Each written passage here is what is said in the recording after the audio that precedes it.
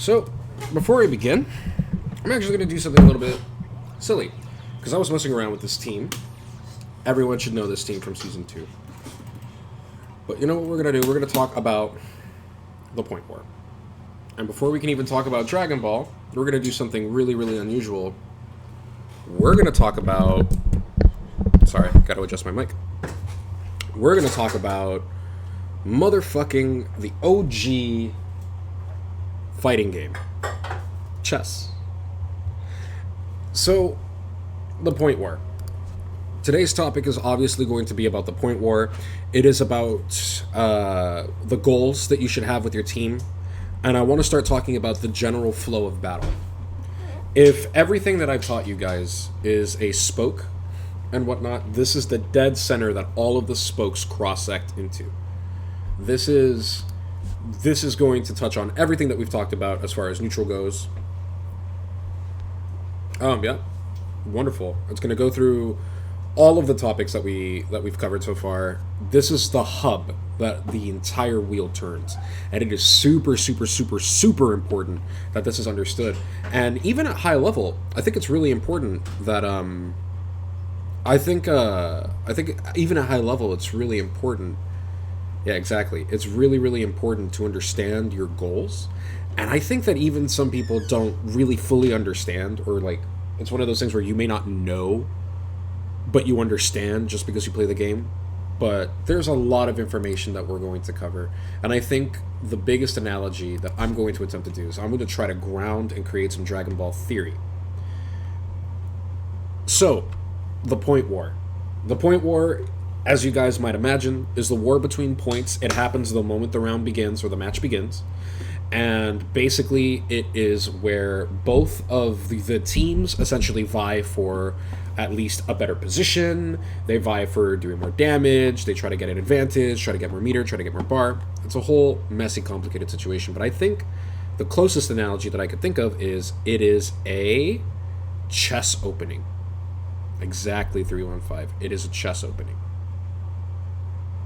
Now, for those of you that don't play chess, you might be wondering, right, what the fuck is an opening? It's the initial moves that both black and white make, or white and black make, for certain purposes. And different strategies, like your opening, is one of the most important determining factors of how the rest of your match is going to go. It is so critical to nail the opening. And it is so critical to be careful how you navigate the opening if you're playing black, because the goal, effectively, is to get as much control over the center of the board as possible, while also developing your pieces. So you might be wondering, all right, what the hell does that mean? Well, the center of the board is probably the most strategic place that you can dominate. If you dominate that with your pieces, so you have your rook, your queen, your bishop, everything is near or close to the center of the board, and you can contest it easily. You have a line of vision, which means that no matter what side of the board your opponent begins to fortify in, you can create attacks because you're not short-sighted, and more importantly, your pieces have the maximum vision. So what do I mean by vision? Well, if you look at the queen and whatnot, the queen, as you know, is omnidirectional. She can go diagonal, she can go up, down, left, right. Okay? She can go wherever she wants. Now, that's really, really powerful. But if you put her in the corner, or if you put her on the side of the board, her power shrinks enormously. She has way less control. She's less of a threat. But you put her in the dead center of the board, she's a threat to the entire board. There are very, very, very few squares that you can occupy that are not going to be actively attacked by your queen or threatened by the queen. And as she begins to move, she can begin adjusting her threats appropriately. It is a really, really, really powerful situation. So ideally, you want to get your pieces close to the center of the board, or at the very least, get them to the square in which they are capable of doing the most damage to your opponent. Kind of sounds like Dragon Ball, in a way. So what would be the Point War equivalent of that? Well, very, very simple. If we were to use chess openings as kind of our analogy, if you will, if we wanted to use that as an analogy for Dragon Ball, basically the goal of the Point War is very simple. You use a very strong point to create an advantage for your team that simultaneously develops your team and hinders the development of the enemy team by putting them in a strictly worse position. So, how do we demonstrate that? Well, I'm going to borrow a team today. In my opinion, everyone's been kind of goo-goo over this team. This team just won a big tournament, so I'm going to examine it just a little bit, and we're going to apply this analogy to this team. So we're going to do Vegito, Baseku. This team is ridiculously powerful for obvious reasons. Hang on. We're not doing this without Color 59 Goku, I just remembered. Yeah. And then for this one, on the other side, we're going to talk about a couple of other characters. We're going to talk about a collection of points, actually. So let's say I do the quintessential point Bardock, a very common one in France, Kefla, and a pretty new common one, Gogeta. So we're just going to talk about those characters and what they have in common. So that way we can analyze what is the best point, or what are the traits of a point that can really help us take advantage of the game. So the points goal would be to achieve your character's win conditions. Essentially, yeah. Sort of. It's not necessarily the win conditions, because winning the point war doesn't guarantee you the game, but it puts you in an infinitely stronger position than your opponent. And that's the goal. The goal is to put yourself in as strong a position as possible. Now here's the thing. The point war begins with round starts. What is the best round start in the game? This. Not even memeing. I don't care if Bardock has a lariat. I don't care if Team Gohan can do this. I don't care if Team Gohan can do this and TOD. It doesn't matter. This is not an effective way. Being super aggressive right in the opening all the time is not necessarily a recipe for success. It's not a recipe for success. Being able to do this... Oh, wrong one. Being able to do this...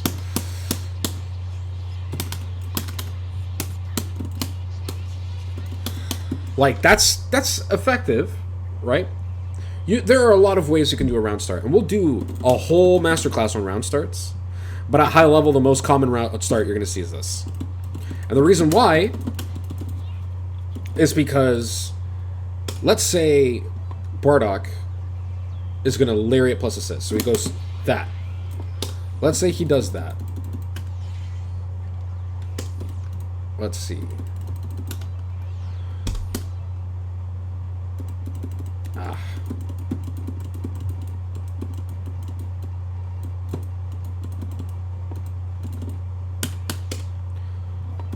Let's say he does that.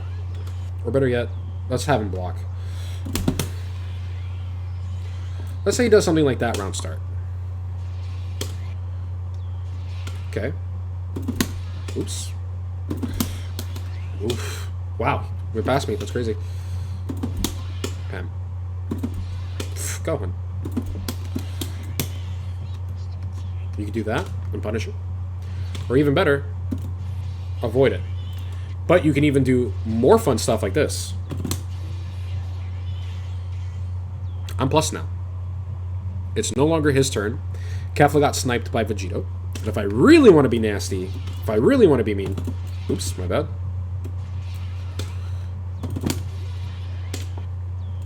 Actually, Vegito would probably be the best one there out of this team.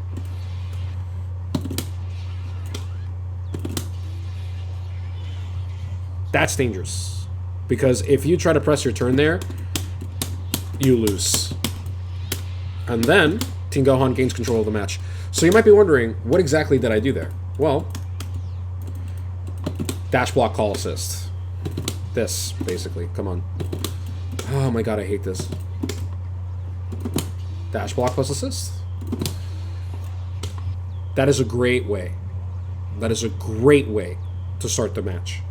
But, more importantly, whatever round start you choose should be optimal and should be tailored to your opponent's things. But the most common ones you're going to see are jump back, dash block plus assist, something like, you know, IAD back, or my personal, this one's less good, backdash 2M. I wonder if Bardock speeds backdash, I think, right?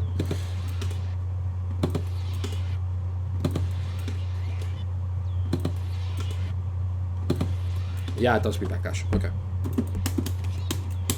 So Bardock has some really great round start options. He also has this as well. And we will be talking about his round start options in particular when we get to the other team. But basically, the point war is really, really important, and it can be determined and won right in the opening, right at the beginning of the game. So, generally speaking, it's better to do this. And the reason why is because if you lariat plus assist, you are calling an assist. So if they just jump over it, like if Bardock just decides to lariat plus assist, I can just do this, you know? And I don't have to worry about it. Oops. Oop, no. I can just do that. And so on, so on, so on.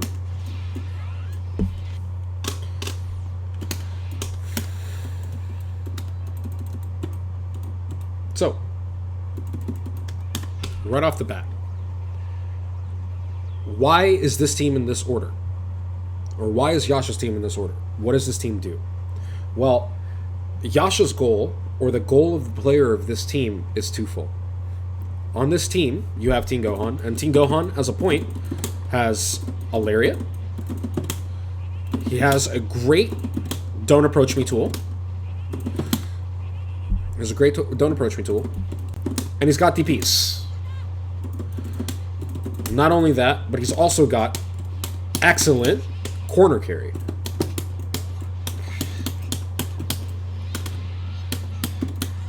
And so on, so on, so on. If we want to be lazy,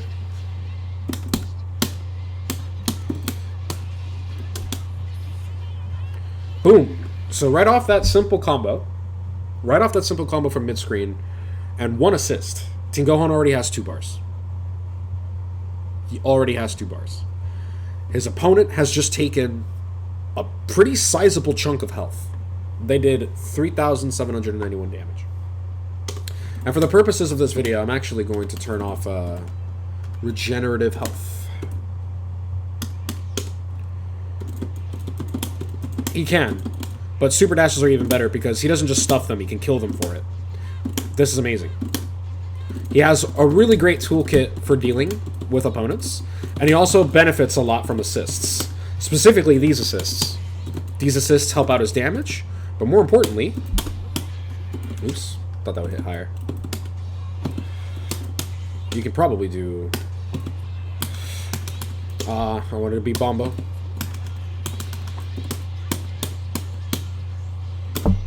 Something like that. I mean, you could probably be more optimal, but the point is this character is highly mobile. Very, very good usage of assists. Very good movement. He moves well. And, of course, he has 2 fantastic assists for neutral. Now, in scrambles, he does have this, if you find yourself in a position where you need to mash this. But generally speaking, you don't really see that thrown out too often at high level. But, okay. But why isn't Vegito on point? Well, let's take a look at things. The biggest reason why Teen Gohan is so good at the point war is because he does damage. If he gets a hit, even solo, he generates less bar, but he still does a pretty healthy amount of damage. What's an example of a character that doesn't move great? Vidal. No, not Vidal. Beerus. Beerus has terrible mobility. Because Beerus cannot really push forward in any regard without taking a pretty decent risk. 18 is another one that struggles to move forward. You were correct. And we will cover those characters pretty extensively in a little bit. But the point being is that Teen Gohan here likes to move forward. And Teen Gohan can move forward. He can aggress on the opponent. He can use his assists to get in. Once he's in, he can do a pretty decent amount of damage. That was off one combo. Now, if I do another combo again, like let's say I do empty jump, low. Oop, no. Let me do it again.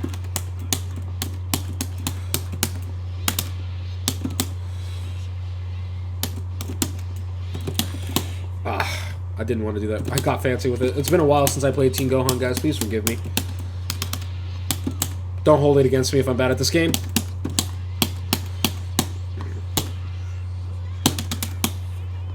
There we go.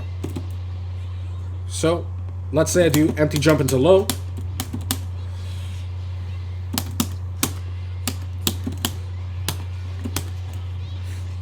I dropped it, but the point is I would have killed for 1 bar.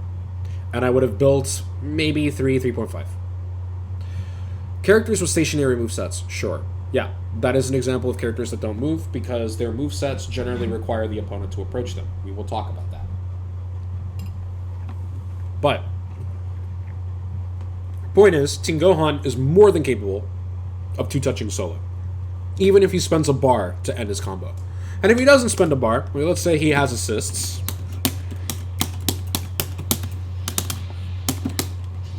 Oops, didn't mean to call that.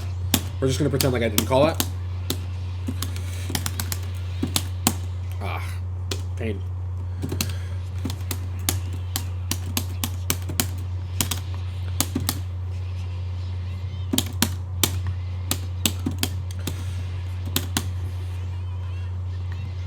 Now, I have 4.1k off JH, but even better, I have 2 bars. So now if I have... Oop, messed up the root. Point is, you can 2-touch, build a lot of bar, and it's not uncommon for Team Gohan to end in 4 bars. If he has 4 bars in the corner, every combo ends in this. Even if he doesn't kill. Like, even if he doesn't kill on his own... I mistimed it. Point is, that will guarantee death. So this team, if it touches you, you die. But Team Gohan's goal is not really to spend all that bar. Would Blue Vegeta be considered one of those characters? Yes. He's actually not as mobile as he probably should be.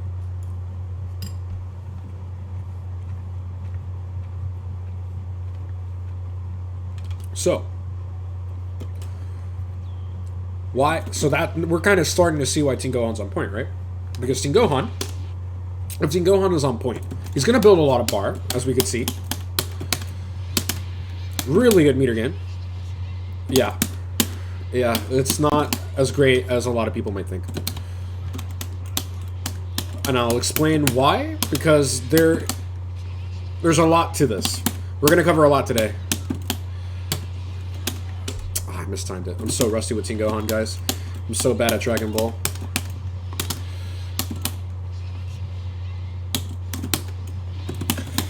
Pain. Even if I mess up a combo, actually, it's kind of crazy. Thought that would call earlier. He builds a lot of bar, and then, of course, your goal, because he has high damage, means that he doesn't necessarily need 4 bars to kill you. He can just do this. And this, most of the time, is enough to close out a round. So now, we have our first hint. Development. Now, why do I say we're developed now? Well, Team Gohan's job is to build a lot of bar. And we're gonna look. By the way, Zane, have you been added to the to the Discord yet? I want to make sure that you're in the Discord. Because I know you were given a gift sub. I think. I don't know, my memory is bad. But we're gonna do this.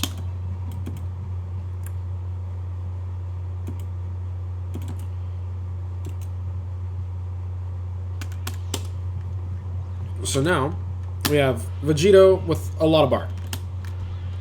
So why is Vegito in the corner with a lot of bar important? Well, this is now Vegito's optimal position. You see, nice. So, Vegito, right here, doesn't have to develop anything. The point war is technically over. Thank you so much for the subscription. Our fortune, I really, really appreciate it, man. I'll make sure you get a link to the Discord as well. But right here, you have Vegito with 2 bars. And why is that important? Why is it important that he has bar? Why can't he be played on point? After all, Vegito's got, amazing round starts with this. Like, this round start's stupid. Look at that. 17 frames, that's crazy. He can call an assist, He can just literally do this. Oh, maybe not that.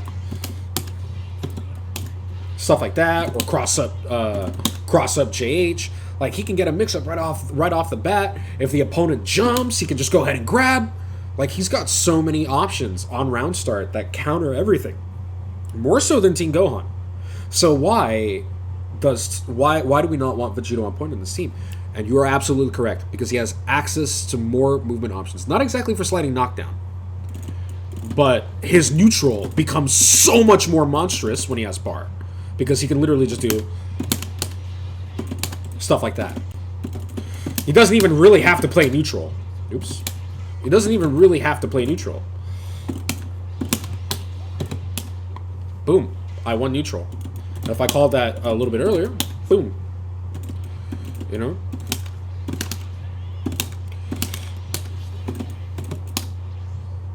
You have dumb pressure. You have great assists. You have fantastic mobility.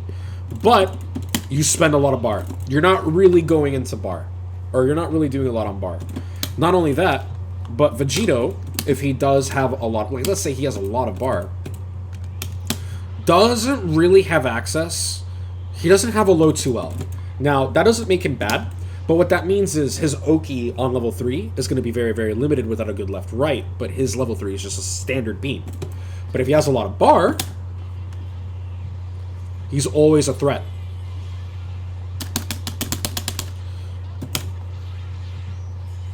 Or if I wanted to, let's say I teleported here. Cross up. A neat little left-right. It spends 4 bars, but if it kills, it fucking kills. But Vegito needs to be developed. You see, a Vegito without bar and this team is very strong. It's very scary. But it is not his strongest square. Get it? It's not his strongest square. His strongest square is when Team Gohan is in the back, he has 2 assists, and he has about that much or more bar. If he has this much or more bar after killing a point, now your opponent, like let's say Bardock is dead. Let's just kill Bardock. Oh, I have Bardock attack. So let's say Bardock is... Yeah, let's just say Bardock died. Let's just say Bardock's dead. Okay. Now, you have a Kefla. You have a Kefla with a Gogeta on this team. Obviously, you'll have the midpoint anchor. Like, sometimes they have really scary anchors as well. But the point is, you have a life lead. You have a bar lead. You have a character lead, potentially. Or, at the very least, you have... Your team is intact. You have 2 assists. You have 2 bars. You're Vegito. It is very, very, very hard for your opponent to navigate this situation. If I was Kefla, I could not do what I want to do. Because even if I have bar, you halted my development. I lost my point, which means that I can't rotate my blue health as efficiently anymore. It means I have to start relying on my anchor to come in and protect me from time to time, so that way I can make sure my team stays alive. I have to start thinking about spending Spark if I haven't already. I am now in a position where I am a lot more vulnerable, and I have to start relying on resources rather than building them, because the point war is over. And in this scenario, Vegito is indomitable. And it gets worse from here.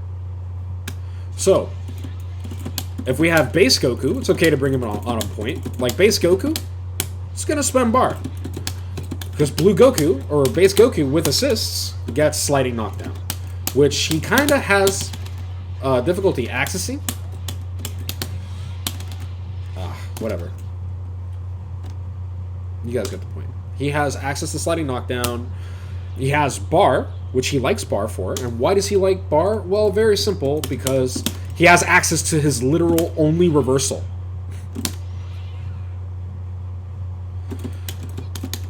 Not only that, but his mix becomes a lot more threatening. Because, not because he has EX grab, but because he has other options now. He doesn't have to rely on his grab so much, because he could just... That. Stuff like that. So his pressure skyrockets now that he has assists. He's also incredibly difficult to approach because he could just do this. He can control space. And he doesn't have to approach you because, just like before, we're going to pretend Bardock's dead. Because he has a life lead. And if you try to approach him, like let's say Kefla does the... And then, boom. Right into Team Gohan. He runs up. Grab.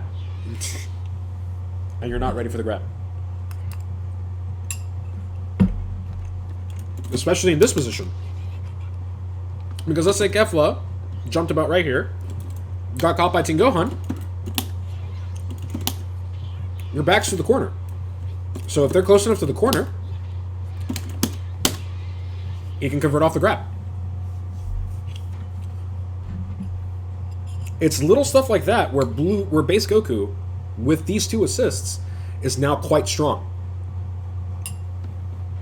Now, of course, you know, the character has comeback mechanics. He's got, you know, he gets stronger when a character dies. Gets a level 2 and all that. Yeah, that's cool. But the thing is, even if you have a comeback mechanic, it is always better to have your team fully alive. Because if things go wrong for base Goku, I can always go back to Team Gohan and restart my development. There you go. Spark plays into this situation. We'll talk about Spark. Spark's going to come in a later section, but Spark is going to get its own masterclass, because I can talk for days about Spark. So there we go. Now we have an example of development. Let's see what other teams operate on this. I'm going to use my own team, or one of my teams. Let's do this team. And let's do, actually, Bamki's team.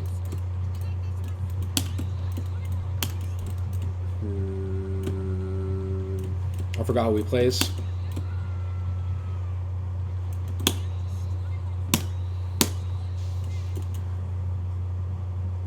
Chat, what should I lab on? What do you guys want today? What do you guys want to stare at for the next 20 minutes?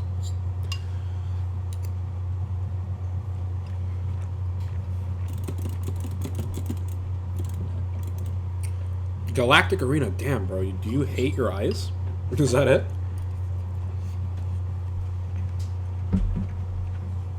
Oh. Whoopsies. Yo, Yasha, thank you for the raid, man. I really, really appreciate it. I was just talking about your team. Damn, bro. Thank you. It's so deep. Yeah, Matt. I think we're going to talk. I think we're going to do it. You know what? I haven't done it on islands. We can do islands. Thank you so much for the raid, Yasha. It's really incredible of you, man. I really appreciate it. Planet Namek. So, thanks, man. Good night. I hope you sleep well. So right here, thank you everyone who came from Yasha's stream. My name is Ken. I teach high-level Dragon Ball. We were just talking about Yasha's team. I can put it back on the screen if you guys want to learn a little bit about how actually broken it is. But, yeah, if you guys are interested in learning some high-level Dragon Ball, please consider sticking around. Today's topic, we are talking about the Point War, and I'm trying to go in depth about what that actually is. Now, we're going to take my team, for example, and this is the logic behind my team. So my team is Blue Goku, Kefla, Beerus. And the reason why I have Blue Goku on point is because Blue Goku benefits a lot more from assists. So, round start, I have access to this. I have access to this. And in neutral, I have access to this. I have a dive kick, which means that this character is very, very, very mobile. He's got a lot of moves that move around. Good space control. You know, obviously. And then he has something like that. You know, I could do some fun stuff with that. If the opponent jumps, I can teleport to them. And of course, we're not going to talk about this because I don't want to spend bar usually that quickly at the beginning of the round. But more importantly, at match start, not round start. If you see a Blue Goku do this, round start, after a character dies, it's fake. There you go. Round start, 5M reaches and beats most things. Hits on frame 10. And if I get a confirm off of it... Oops. I haven't played this team in a while.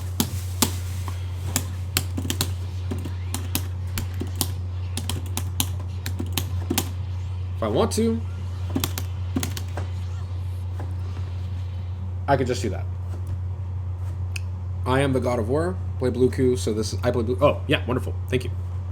But this is amazing, and this is fantastic. That's a lot of damage. This character is literally almost dead from round start.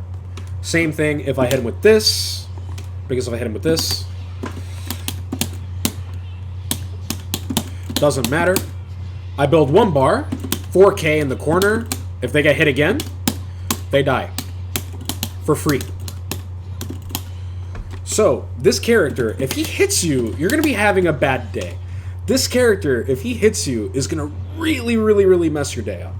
More so than Kefla, more so than Beerus. And more importantly, because he has assists, if the opponent is on block, I have access to... and so on, so on, so on. In the corner, I can get...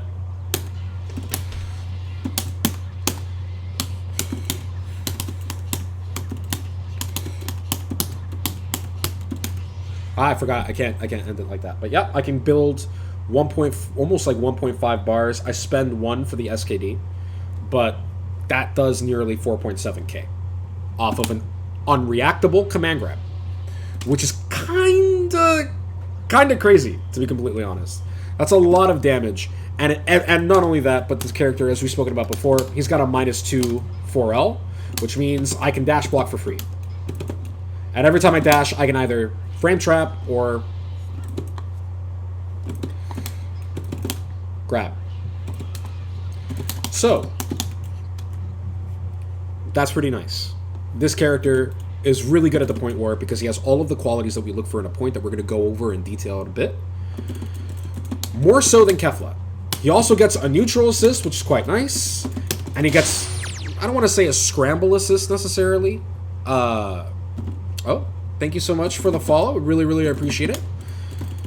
I don't know how to... I'm not sure how to pronounce your tag. It's like the worst 50-50. GX Ya7. I don't know. I'm not sure how to say your tag out loud. But thank you so much for the follow. Point being, this very good for contesting space. Blue Goku always kind of gets him. He's so good at that. But more importantly, Blue Goku also builds a lot of resources. If I do...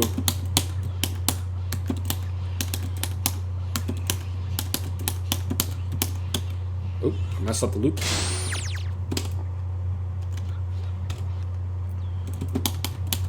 Thank you so much for the follow. I am God of War. I really appreciate it, man.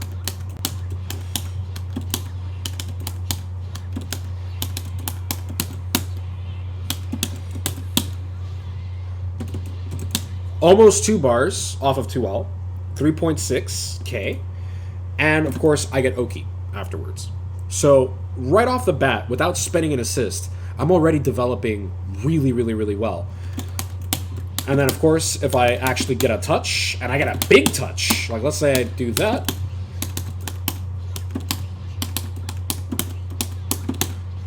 I can do this. Cool.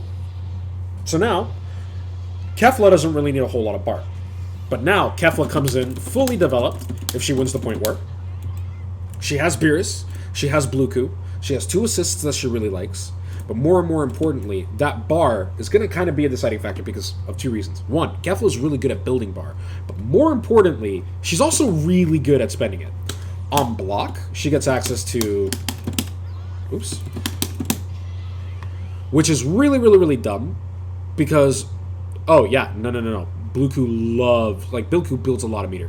And Bluku Beerus is fantastic synergy. I love that shell to pieces. And I would love to do a video on it. Like, don't get me started on it because we'll be here all night and I will be talking about how dumb that shell is. But she has access to plus frames.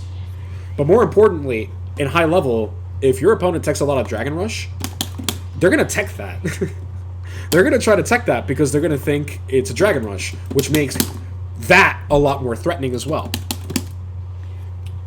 What separates Bluku as point? Not a lot. Not a lot. I just think that like Bluku has higher damage, and Bluku uses the assists on this team better than Kefla does. But I could theoretically play Kefla point, and I wouldn't suffer. But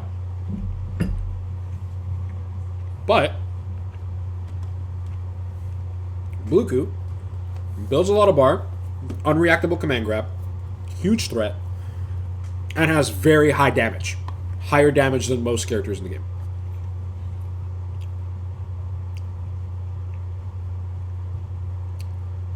Oh, cool. But, yeah, exactly. This team does a lot of damage. But more importantly, speaking of damage, remember my point, now that Tingohan's dead, my point is to kill the mid. So if I get a touch, like let's say I get a random 2L, let's say I mash. Oops. Let's do... Yeah.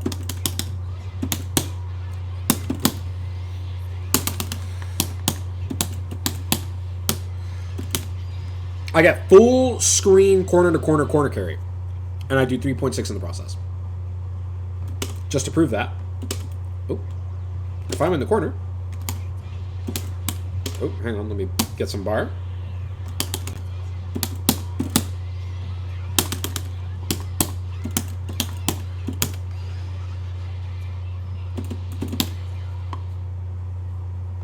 Boom. Your team is good.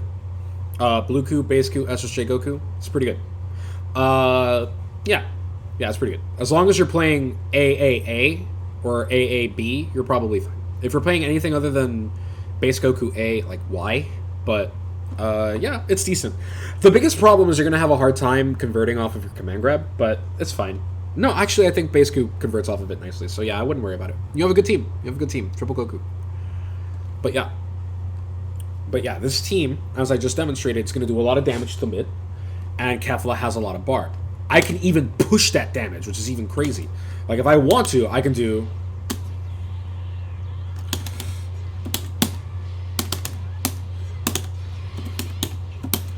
No bar spent.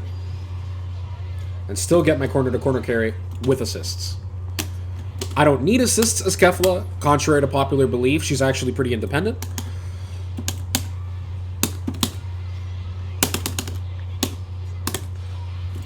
I missed my conversion. It's been a while. I'll just do it in the corner because it's for damage purposes anyway. So...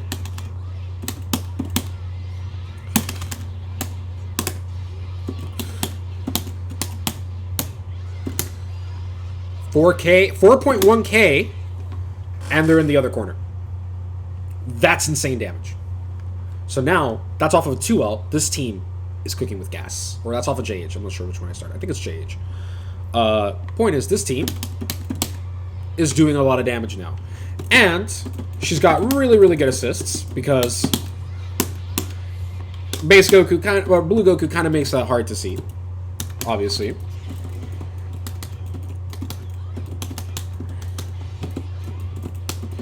And you can kind of mess with it. But Beerus is where it's at. Beerus is where it's at. She has good assists for pressure. She can reset her pressure quite easily. She's chilling, but most importantly, she has options to her optimal DHC. I won't go into too much detail, but basically speaking, because Blue Goku tracks to the opponent's position or to the point's position on the screen, Kefla gets this. She gets she can charge the 236S. She can then call Goku, and then Goku hits him, and then she could hit him with this, which does a lot of damage. I won't bore you with the details. Point is, my team is now functional. Kefla is developed. More importantly, with Bar, she has access to this. Okay, I'm turning that off. Let's see, Dragon Rush cancel. She has access to this.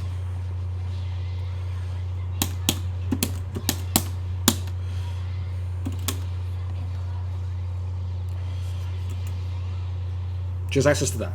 And if they block it, she gets a 50-50. If they guard cancel it, she can actually bait it, and then they get hit, and she can convert. She can't punish them and can't TOD them if they guard cancel it, but she can get a punish if she's ready for it. If they reflect it, they have to gamble another reflect to reflect the mix. Most people don't, and they just get hit. And she has access to that because she can spend that bar because she's got Or she can spend it on a level 1 because she's got bar.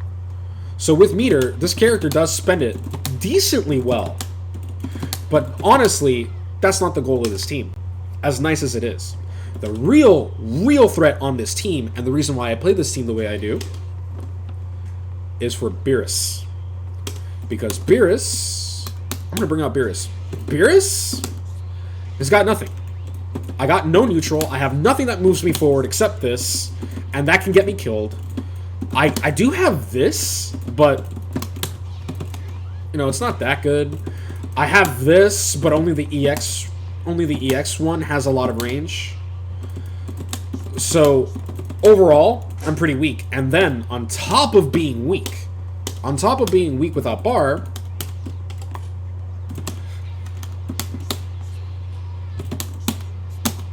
I forgot to do a Beerus combo. Are you serious? Let me put my foot down.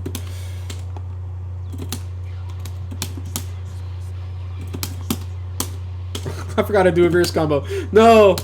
Alright, I'll do it off 5.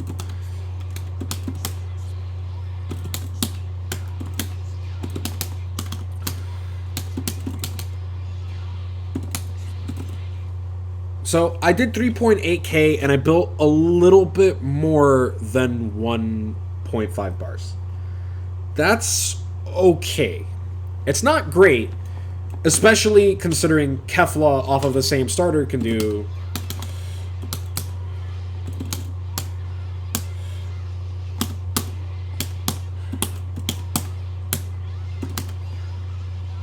that.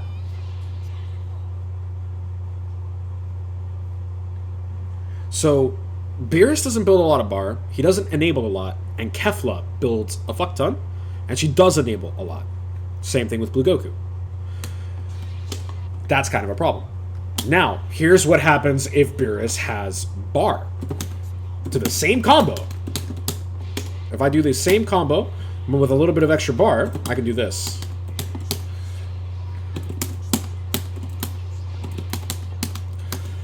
I messed up. Babe, sorry.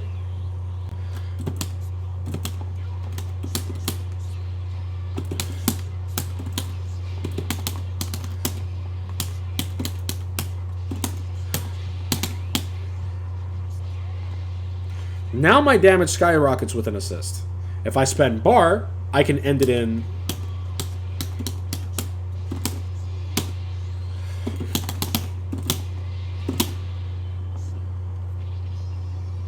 and that's death. So if I have bar, and I want to end it in level 3, like let's say I have this...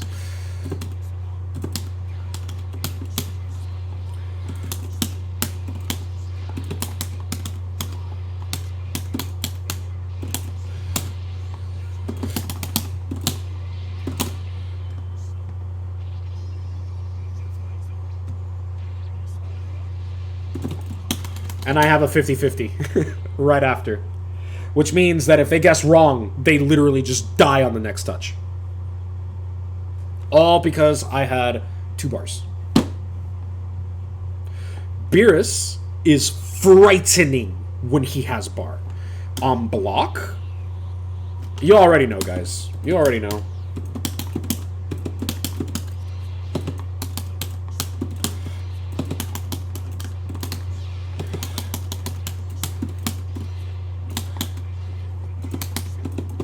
You know, you have a bunch of options. You can mix in your EX moves for the 50-50. If they OS it and whatnot, you have ways to target those OSs. This character with bar is ridiculously fucking difficult to block. And what's worse is that he's difficult to disrespect.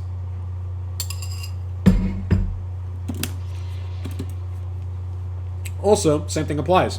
Because it's an EX move, a lot of people will try to tech that. So... if they don't try to tech that, they just get hit by a 50-50. If they try to mash or do anything on it, they get hit. You know, it's kind of great, and it's a free confirm. Beerus with bar is a serious threat, even a neutral, because that reaches, and this dominates a lot of the screen. You're giving them something to think about, something to worry about.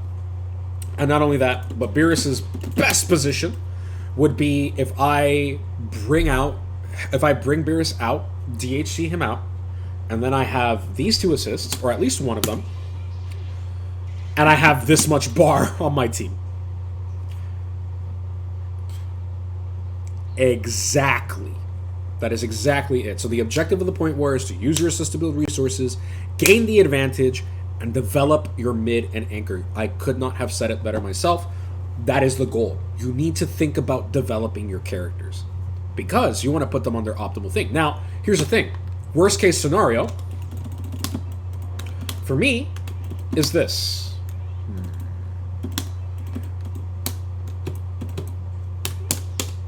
This is my worst case scenario.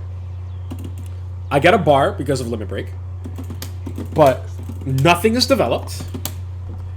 I can't really use my EX moves, because if I use my EX moves, I'm kind of biting into my resources. I will build some bar by moving around and playing neutral, but imagine playing bar, like, imagine being Beerus, okay? You're trying to, but my opponent plays Team Gohan.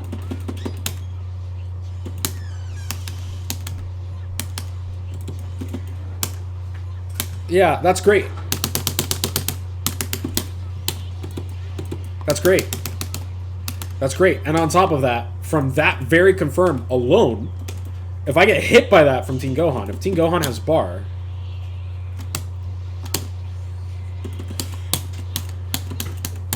nope, messed up. Forgot the root.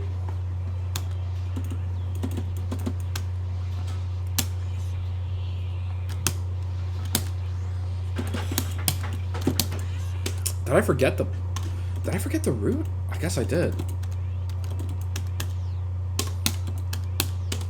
Man, I need to get back into swing with this character, to be honest.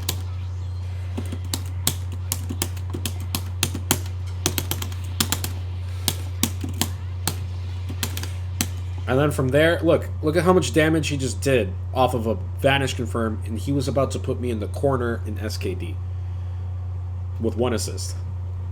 Not only that, but if he wanted to, he could have literally just ended it there in 1-1, and it could have just ended there in level 1.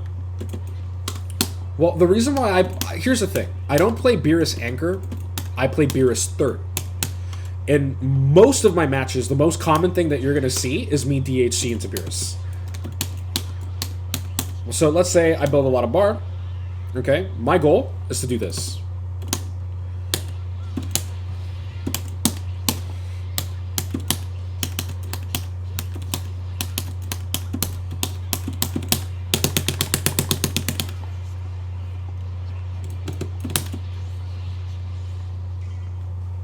My goal is to do that. I don't have one. That's the beautiful thing. Blue Goku and Kefla can actually take care of themselves solo. Blue Goku less so. Kefla is fine. But my goal is not to bank on a character being alone. My goal is to make sure my team survives.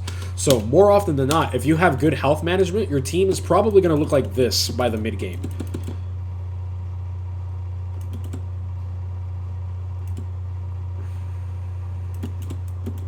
Your team should roughly look like this.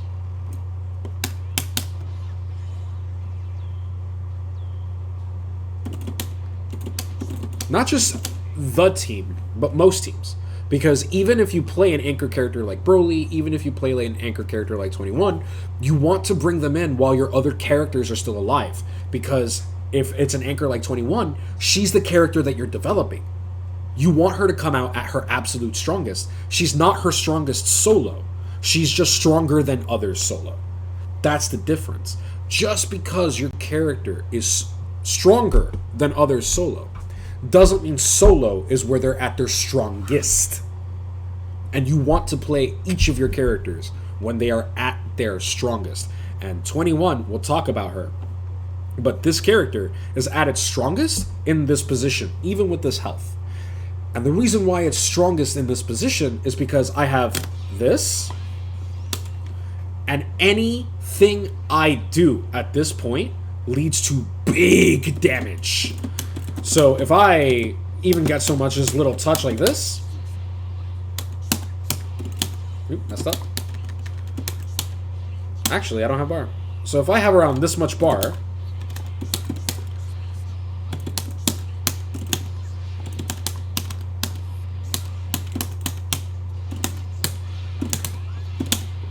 Boom. Death. And I get to keep a bar. And I get to keep a bar. So now, I deal with 21. And don't get me wrong, this matchup sucks. But she can do this to me. She can do this, which is... Oh, no. I think it was this, which is really dumb. How am I supposed to approach her? She's got big buttons. She's got big buttons. And as Beerus, how am I supposed to approach her? Well, I don't have to worry about that because I have assists. And I have this. So she can be calling 2S or whatever. I can literally just dash block, call this. You know, I can wait for her to do something. I can call this, and then boom. And then put her in Oki. And then once she's in Oki, I can do stuff. And then, of course, if I get her blocking, I have access to a bunch of 50-50s. I can 2-3-6H. I can basically counter a lot of her shit. I can do this from really high up, and I can actually counter her. I can hit it in different angles and try to counter her so that way she doesn't stuff him. Like, I have a lot more counterplay now with Beerus if I have a lot of bar in my assists. Versus if I'm in a position like this, which is the traditional anchor position. And at best, let's say I only have this. And then, oh, Blue Goku survived. Now I have this. Boom, limit break. So now, I am in a really bad situation. Because I have to play out of my fucking mind to deal with 21, even if she's by herself. Because as we just mentioned, she's stronger than most characters by herself. But even without them, I am really vulnerable. Any touch that I get from this team is either going to lead to death or it's going to lead to a 50-50. I have this, which is good defensively, but it's not that good. It's not crazy. And my level 3 is good, but it is a grab. There's no range. I don't really have that much in the way of reversal, and I do have an active vulnerability in this short hitbox. Because I essentially have to mash 5LL in most situations. For example, if I do this... So if I do this... She can still reach.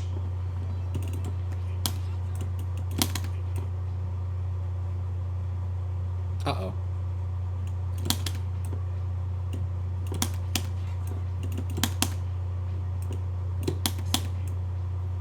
Uh-oh. And then on top of that...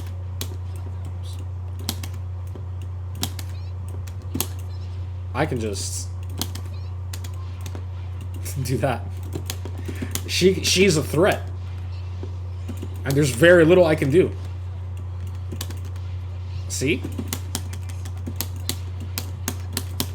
And now she's going to dominate the match. And I'm going to die, because that's not fun.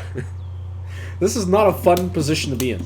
And this is what happens. This is an end game that happens after you lose the point war. If you don't develop your characters, if you're not using your anchor, if you're not focusing, if you're too focused on saving all of your resources. Yes, Beerus has Spark.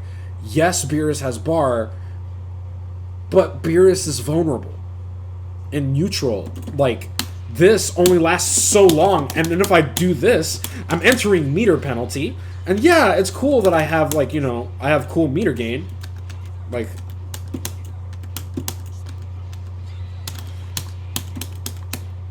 Like, it's cool that I have meter gain and damage.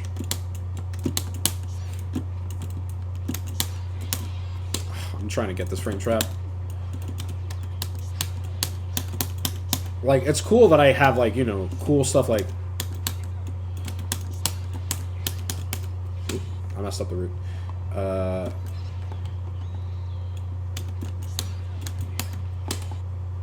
Point is, I can do stuff like, and then air dash, like stuff like that, yeah. In the air, and I get a lot of bar for it. Point being, it doesn't matter, because I have to get the hit first, and that is exceedingly difficult against a lot of characters. So, generally speaking, you want to make sure that your team stays alive at all times. That is the most important thing.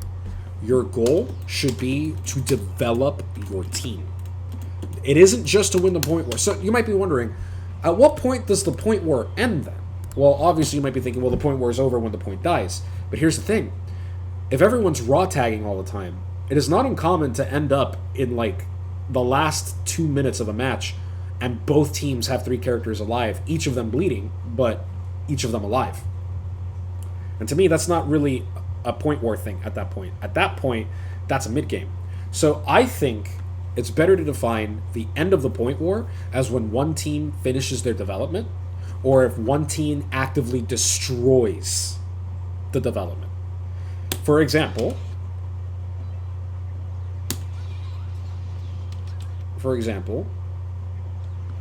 if she does this.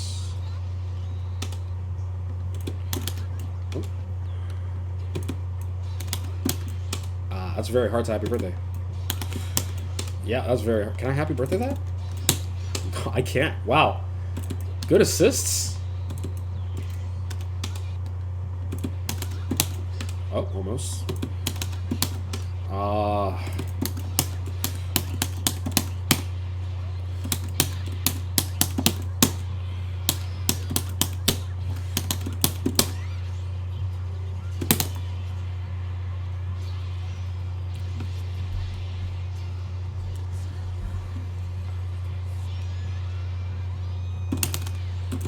Oops. Wow, I thought that would... I didn't hit the meaty. Ooh, that's embarrassing. It's been a while since I actually went for that mix. Point is, after level 3, I could do... that. Or that.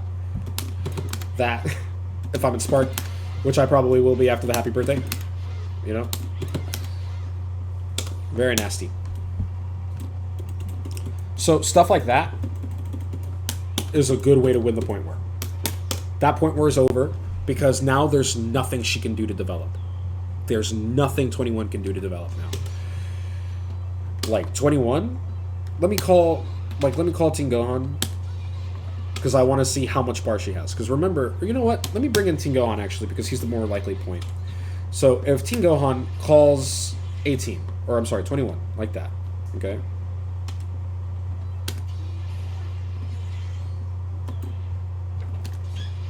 There we go.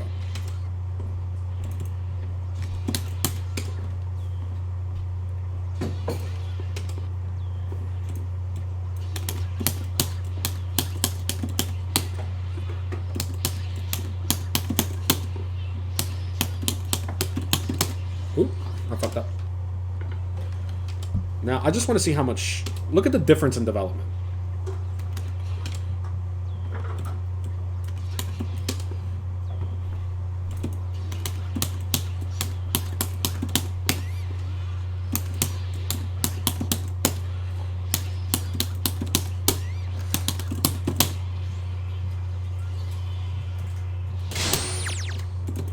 Now, at this point... Oh, thank you so much for the follow, Mazaku Space. Really appreciate it.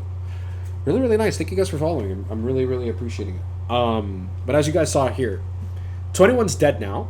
Tingohan's at half health. I have... My Spark is spent, but I have 3 bars. I now have the developmental lead. It doesn't matter that my opponent still has Spark, because they have a half-dead character, and they have Android 21 gone. So happy birthdays are really, really, really important. They are worth spending Spark on, in my opinion. I don't think round start TODs or TODing the point is very effective, but if you can kill that anchor, especially in something that ends in level 3, you are having a field day at that point. But Let me make sure it's accurate, because I do have permanent on. I'm pretty sure that that will still work, but I don't want to mislead you guys. Boom.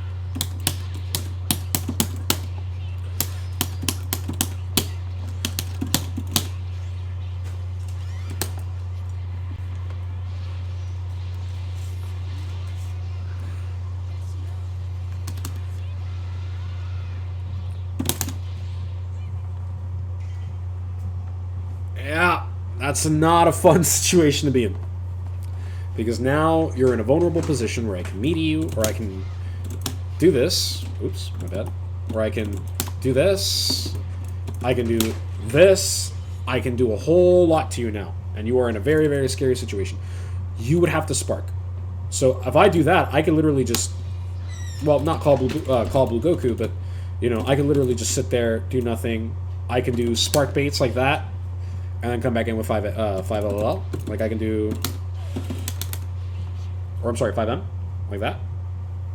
And then you die.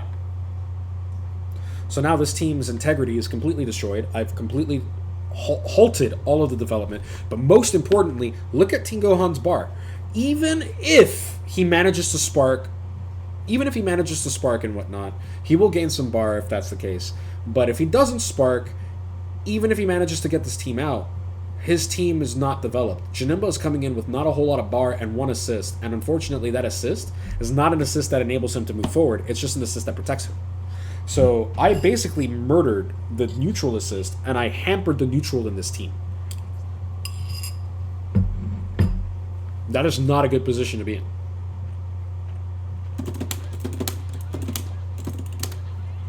At that point, the point war is over, even though the point is still alive. You are now square in the mid-game. Spark has been removed from play on your end, but ideally you have all your characters still alive. And in this situation, in a second, Team Gohan's team has been completely destabilized and destroyed. That is rough. That is rough. Now, of course, very important. If you guys do win the point war, the match is not guaranteed. Just because you won the point war, even got the developmental lead, that does not guarantee that you will win. Because your opponent can still outplay you, you can still blunder, you can still make a mistake, you can still, even something as simple as going into the wrong assist and allowing a character to live. Like, there's very little you can do. And your team will hurt you at that point. Like, your team's gonna fuck you over if you're not careful. If you spend all of your resources recklessly, if you're not optimizing your combos very well and you have to 3-touch your opponent, if you're dropping combos, that's all it takes for an opponent to make a comeback. Because this game, especially with this team, all he needs to make a comeback, all this character needs to make a comeback is 2M. 2M and a dream. Something like that. I forgot the root. But point is, all he needs is 2M and a dream. That 2M hits you, and Kefla very easily is in a serious situation where she now gets level 3'd. If he has enough bar, potentially level 5. And she dies. Or she gets put in Oki. Because his level 3, if he gets it in the corner, gets... yeah.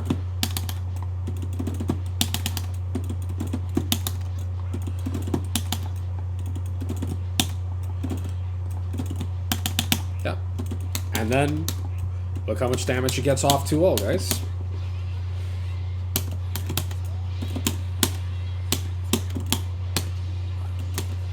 And then, from there, extends, or he can even just, 5H into a 5-hit combo. Point is, this is not a fantastic situation to be in as a Kefla player. And Team Gohan, it's a great position to be in because now you're starting to make momentum. And then what's worse is he could level 1 in DHC into his other teammates. And even though they're not fully developed, they just put you in a mix-up situation, which means your character dies on the next touch, and they still have Spark. They can come back from that. Comebacks do happen. So just because you won the point war doesn't necessarily mean it's guaranteed. That said, the point war is still incredibly important to the flow of the game, and your chances of winning are much, much higher if you won the point war. Now, how does this intersect with everything? Well, because the point war is what's going to tell you a few things. Now that you guys understand the point war, we can begin thinking about decision making. Because we've talked about development. We've talked about strategies to develop, which are going to be different from team to team to team. Now we have to talk about the other half of that coin. I definitely hear that. I win the point war against my friend who plays this game at pretty high level, about 50% of the time, but a dropped combo would mess me up or lose me the game. Yep. Mistakes can kill you in this game. Now, you might be wondering, okay,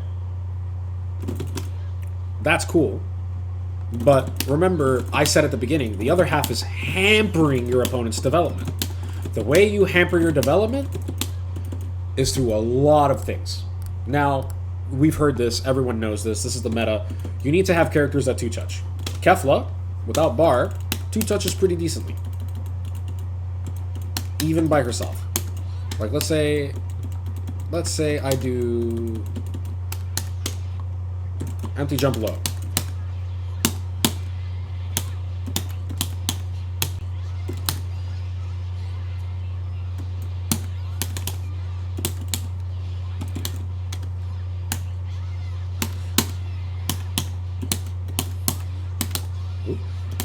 Call the wrong assist.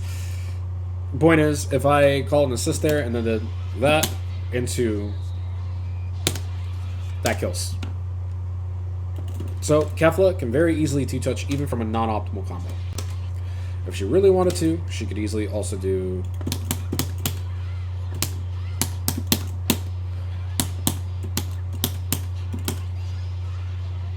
which is not that much damage. Or she can extend. But my goal here is to basically carry them to the corner. Carry them in the corner at any way I can, and then boom, they die. So, point being, 2-touching. Very, very important. Team Gohan's very good at 2-touching.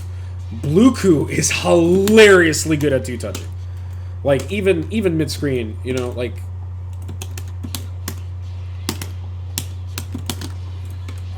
almost. Let's see if I can do it. I think you have to be around here.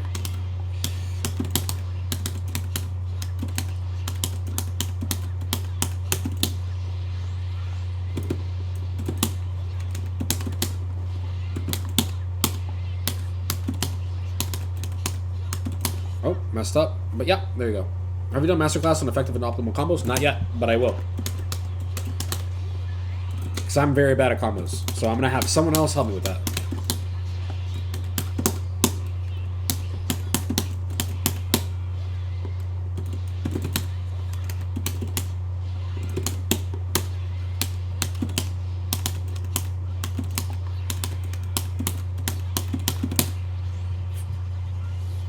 Free. Free. Built all the bar I needed to kill, and on top of that, you can basically improve your chances with your assists. You can increase your meter gain. So you definitely want to be able to do that. 2-touching is very, very important. Now, what if this happens? Okay.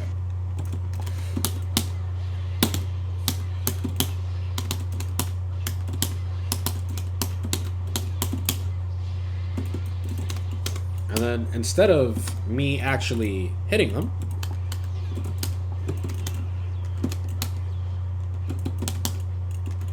oops. Oh my god, did I forget how to pressure his Bluku? And I start teching DR. Okay, so already the first way to basically hamper my development. Let's do this on Team Gohan, actually, because Team Gohan is a little bit better at this. Yeah, let's do Team Gohan. So let's do that combo again on Team Gohan.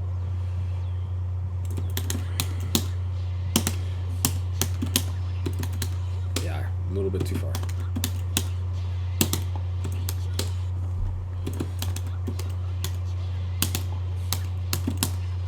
Pain.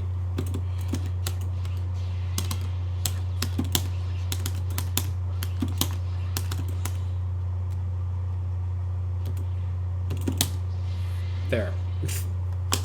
There. Now, I'm doing this.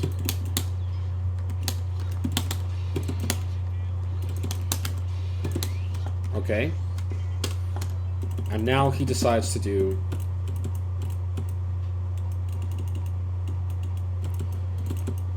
this.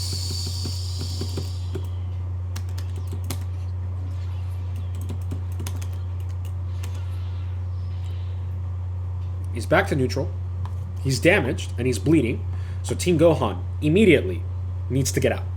His job is over. He's lost. He hasn't lost a point war, but he really needs to get out because you want to preserve him and give him another chance, and you need to slow down my momentum. Your goal is no longer to win the point war. Your goal is now to hamper my development. So Team Gohan does something, and let's say Team Gohan does this. Like, let's say Team Gohan actually gets the hit.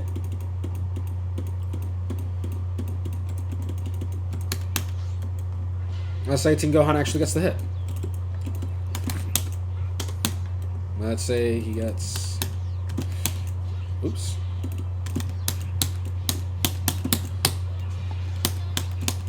And then she gets sliding knockdown. Now, her job is no longer to build resources or to spend resources. It is to, as much as possible, hamper my development in another way. So already, my development's been hampered twice. Once, by Team Gohan's DP. The second time, by her zoning. She is now in control of the situation. Because I can't approach her. And yeah, you know, I may have a small life lead, but the life lead's not big enough for me to hang out here in this position. I can't just sweat him out, you know? I can't just sweat him out. I need to actually do something. Not only that, but in this case, Blue Goku has lost a lot of health. I'm going to want to do that as quickly as possible. Now, I have 4 bars, and I have my assists. My development's technically complete. But here's the problem. My development is not complete, ideally, because Beerus has bad neutral. So, because Beerus has bad neutral, I now have to play neutral against Bamki's team. And Bamki's team is significantly stronger than this. So even though I could play this if we were at round start, it's much easier when a character is dead, and it's a really, really, really easy job if I was brought in like this.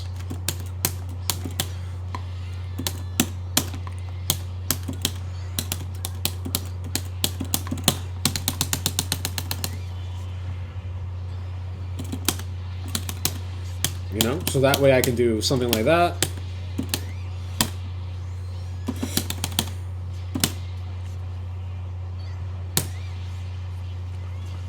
And then bring Bluku back in. Much easier in that sort of position.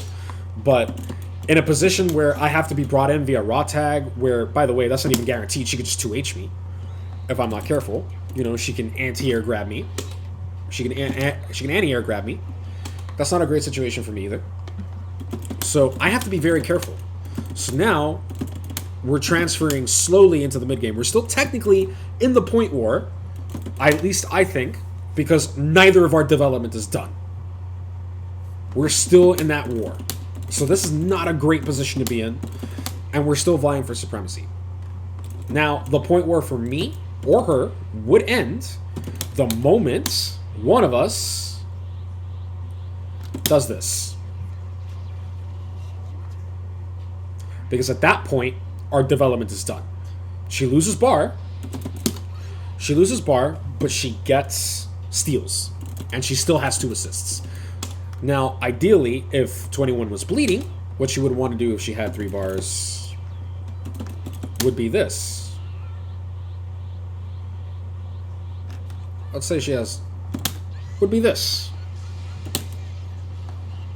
Bring back in the points.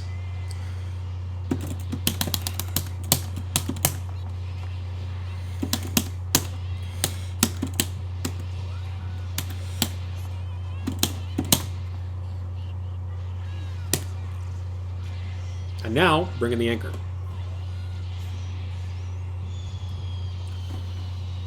Or, if you have enough bar, or you can optimize the route or whatever, do whatever you can to keep the point in and kill. Point is, if you do that, the point war is over.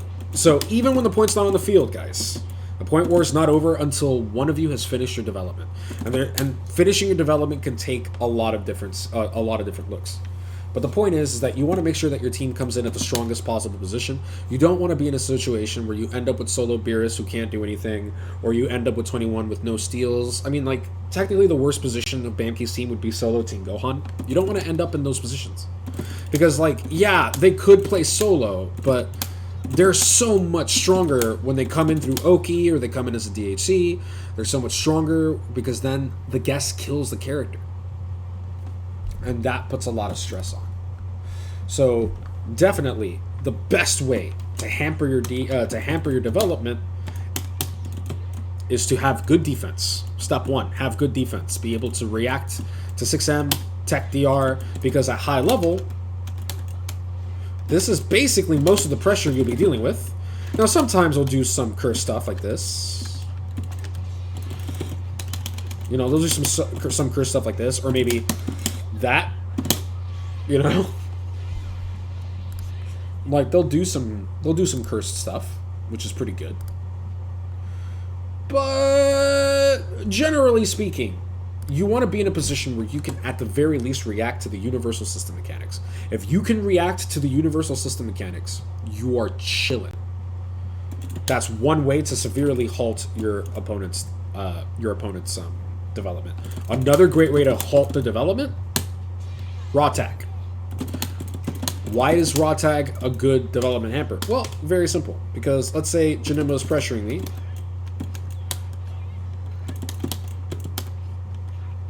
You know.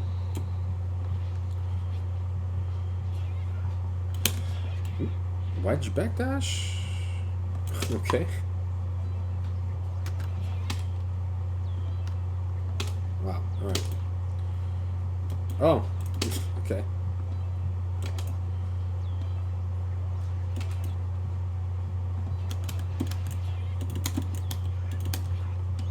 Okay. Raw tag.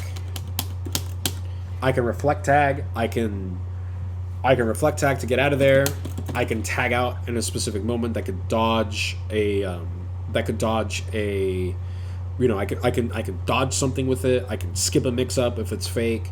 I can get out. More importantly, I rotate my blue health. Which is really, really good. And the best part about raw tag is unlike guard cancel and unlike DHCs, it's free. So my bar development remains neutral, and especially in this case, because I can just reflect tag into Kefla can actually finish my development for me while Blue Goku heals. So while Blue Goku's healing, Kefla now gets to relax. She gets to chill. I'm sorry, Blue Goku gets to relax, he gets to chill. Kefla can make use of his assists, you know. She's not overly worried at the moment. She's doing fine. Now, because of that, Beerus still manages to get developed because I could theoretically do something like this.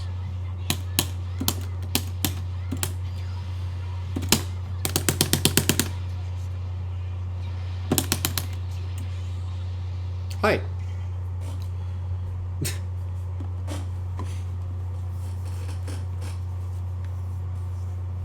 So, at that point, I'm in. Beerus is in, and Beerus is in the corner. If they down tech buttons and whatnot, I'm plus 24. They're going to die. If they forward tech, I can chase. And Beerus, don't be fooled, actually has pretty decent air buttons. So, air to airing, not a problem. If Beerus is plus enough, I can just do this. Or I can summon an orb. And you have to deal with that as you land. What other places would be ideal to use raw tag? Anytime your opponent is doing something like this, you can actually super dash that or raw tag, but that's risky. Generally speaking, the safest place to raw tag is when your opponent least expects it. There are some ways you could save DHC. Like you could do this. Call an assist and raw tag, but that's a little bit expensive. You spend an assist to do so. Another way would be like if your opponent's like super jumping and they're like doing that where they're just like, oh, I'm gonna float, whoa, you know, I'm floating, I'm trying to avoid you, blah blah blah blah blah. Hey, So generally when they're in the air, because now that doesn't mean you're perfectly safe. They can jab your super dash and kill you. However, it is very, very hard to do, and they have to be baiting it. They have to be ready for it. Like, that's not going to happen if they're not 100% ready for it, or if their JL doesn't allow them to.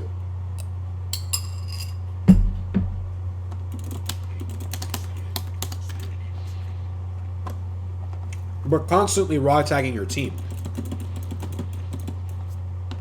Constantly raw tagging your team. Not constantly, but like paying attention to your health management, raw tagging, managing your opponent, your character's life without spending your resources. Generally speaking, very, very strong. And the reason why it's strong is because, you know, my development's not hurt. See? I'm still building Bar of Blue Goku. Okay, boom, boom, boom, boom, boom. And then I bring in Kefla. Cool. And then if Kefla gets hurt, I can just do... And they can't do anything about it. For free. So I get safe raw tags.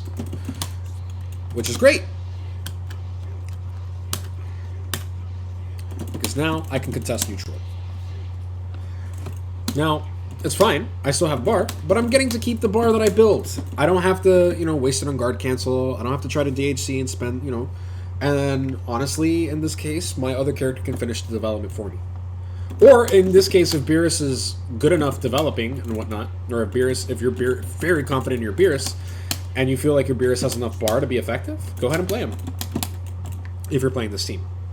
But you guys are kind of seeing how you can maneuver a whole bunch of positions and how you need to defend yourself. Another big thing is strong movement. Strong movement patterns, such as the ones I've been doing here. This is the ones you see at high level. You know, moon jump, things like that.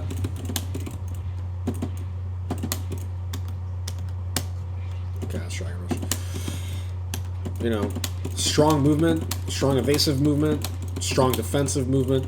This is very, very good, because as you continue to move, your opponent's going to try to catch you with their pokes. They're going to try to catch you with assists. They're going to be trying to make themselves plus. They're going to be doing like lariat into neutral, blah, blah, blah, blah, blah.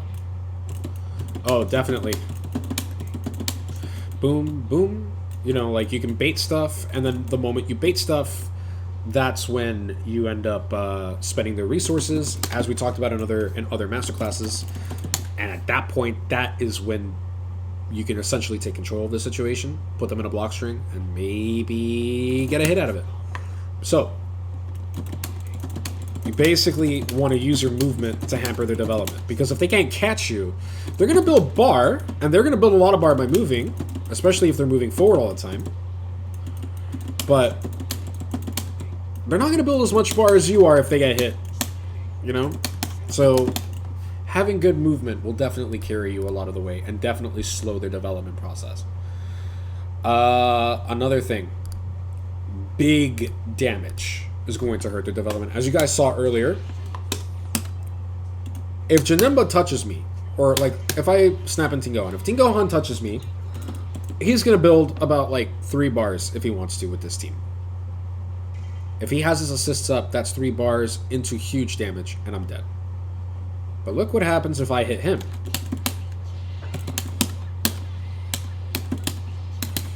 Oops.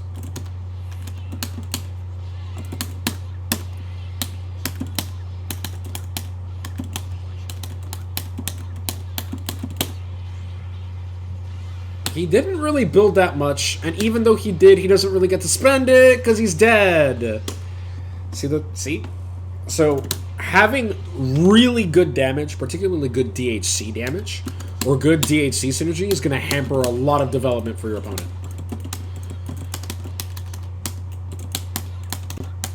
Like, having really good damage in 2 touches is really, really powerful. Like, just being able to hit this...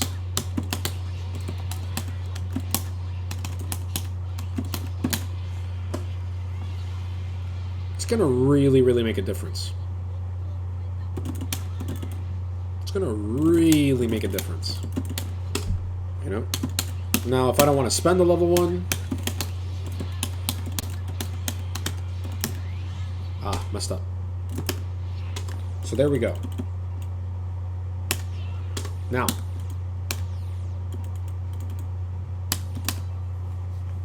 You might be wondering, okay, so that's the point war. The point war is about maneuvering, having strong pressure, having strong movement in order to gain advantage of your opponent. Coming in the next few weeks, we're going to be talking about strategy. We're going to be talking about what to do in the point war, how to win the point war, how to develop good movement patterns, how to bait your opponent's assists. Everything that we have been training so far has been leading up to this point. And even team building, to an extent, now makes a whole lot more sense, because now you might be thinking, I had a conversation earlier about, this shell. 18 ostensibly needs assists more than Kefla, yet 18 is played mid. Why? Well, we're going to talk about what it looks like when you actually do get what you want. Now, it doesn't always happen, of course. Development is hard. You're not always going to get the best result every single time. But we're going to talk about another team that is incredibly strong.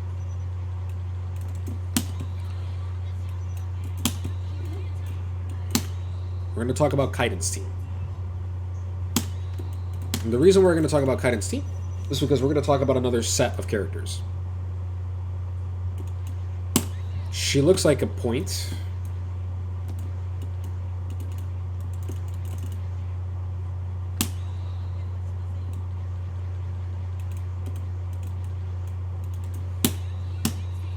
We'll talk about that team in a second.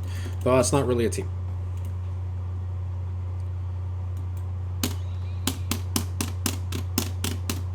Awesome. I look forward to it, man.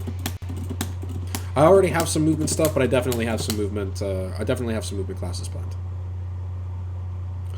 So now, we're going to talk about Kaiden's team. Now, this team is very hard to play. Make no mistake. It is very strong. It is really hard to play. And the reason why is because Kefla has nothing that reaches full screen. She just has a bunch of defensive assists. Now, this team is meant for Kefla, because Kefla can just do whatever she wants, but Kefla is the neutral assist. She can extend her combos with 18. That is a little bit of a weakness, but that doesn't matter, because Kefla is really, really, really good at two-touching. So, you're chilling, and you have this team. But here's the thing, right? This is cool, and this is alright for Kefla, but if 18 is on point, 18... She's got this. Oops, messed up.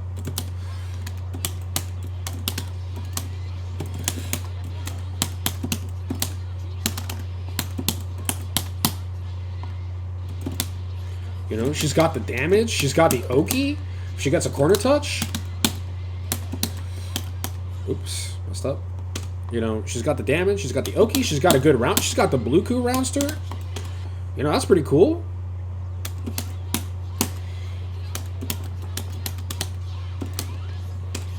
She's got the... let's see.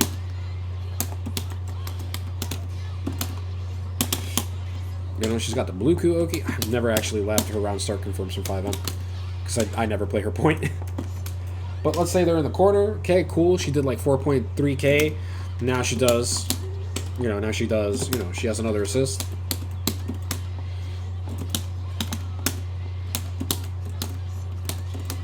I messed up.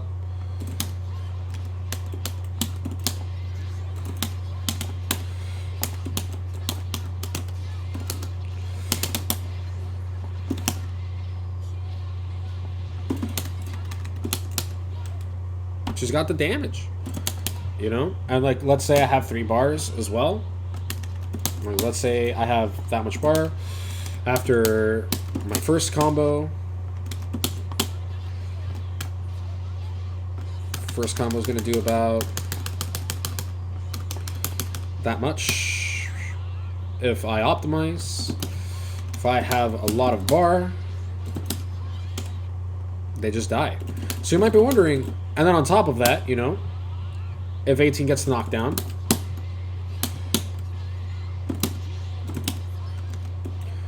she can call this and then convert, so on, so on, so on, so on.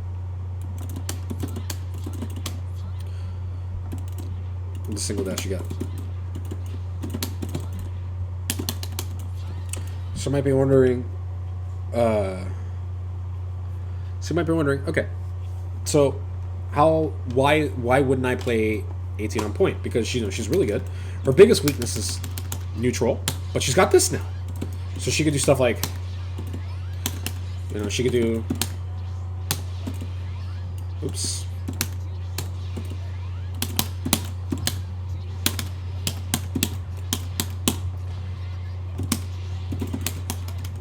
And then of course on block, she's dumb with assists.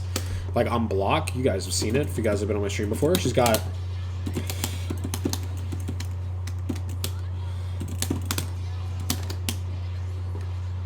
how do you block that? Like, how do you defend against that? Like she's really, really, really, really strong. So she's got the strong Oki. She's got the meter. She's got the meter gain as well. If she has the loops, I don't have them, but if she has the loop, she builds like 3 bars plus using an assist. Like, that's insane meter build. Sounds like she's perfect at it. Not only that, but she's got barrier. It's not that good. She's got barrier. That's not that good. So why do I think this team would be weaker if she started the match in this position? Well, number one, she doesn't have enough bar. I can't call EX17. Secondly, she's strong in the mid-range, kind of. Like, she's not bad. But that doesn't reach very far. That's very slow. That has, like, no range. That is hella slow. I got this. But the thing is this doesn't advance me forward. This is a zoning technique. I don't want to zone while I'm on point. Because I'm not... And why do I not want to zone? Well, very simple. It's because zoning is not very strong in this game. Especially against Vidal. Because Vidal could literally just... And then kill you for zoning. But more importantly, I'm not developing anything. I'm building a little bit of bar, but not as much as I would be if I were actually putting them in pressure that I can sustain. Stuff like that. Like, you're not really in a position where you have a lot of advantage, and then your opponent, if they have anti-zoning tools, she's going to kind of suffer. Now, she does have one cool thing in neutral. This will bait their approaches. But that's the thing. They have assists. They don't need to approach either. We can literally just call our assists, do this. So, that's not that great. Kefla, however, she's got a faster Ki Blast. She's got this. She's got this. This reaches full screen if she dashes. She doesn't need bar. And more importantly, her air normals are godly. This is a beautiful, monstrous JM. And of course, she's got her Lariat. 5M. So she dominates the mid-range. She's highly mobile. And if you want to take risks, you die.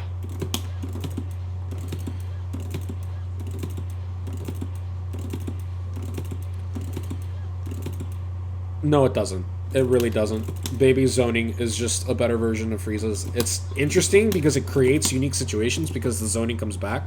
But Baby actually is awful at the point war. Like, Baby's not a very strong character in general, in my opinion, but that's just me. I know France disagrees with me now, but I'm still not seeing it, to be honest. Even when Kane plays him. But, point being, is Kefla now has way more options. And more importantly, that's an invisible Dragon Rush. And then you have a character that can make use of the invisible Dragon Rush, so they try to tech it. Now they can't even see 6H. So now they have to guess between 6H or DR.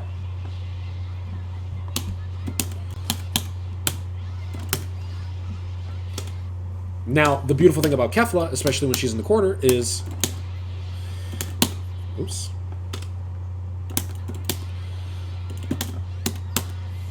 Let's see if I remember how to do this.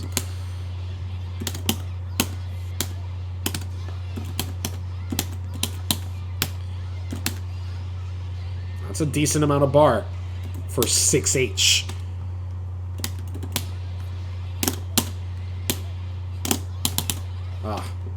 If I really want to get optimal, let's see if I can do it.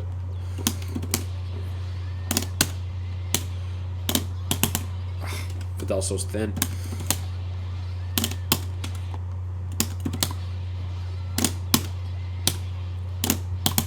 There we go.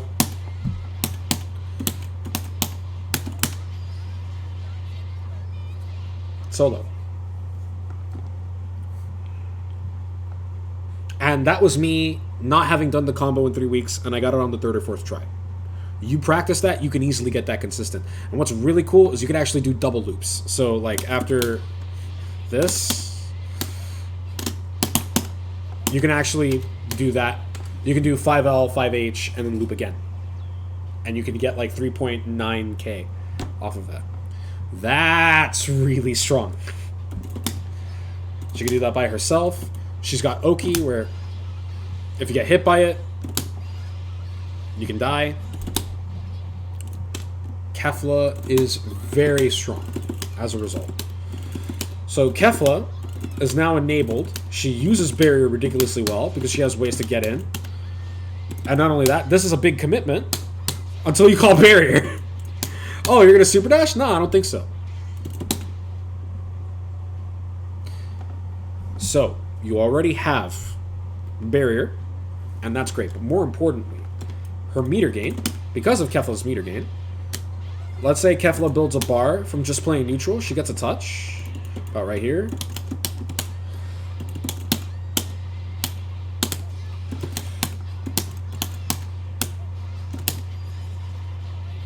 Not what I wanted to do, but let's see.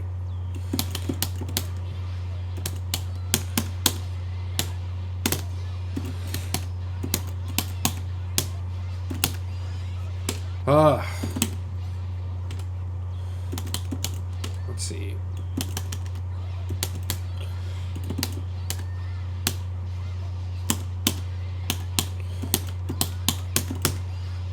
There we go. Now let's say she builds an extra bar. Let's say she finally gets to 3 bars. Okay. Thank you so much, Jawad, for the following. I'm sorry if I mispronounced your tag. But thank you so much for following, man. Really appreciate it. Boom. So, let's say she completes that combo. Now, she gets really dumb damage because she just does this.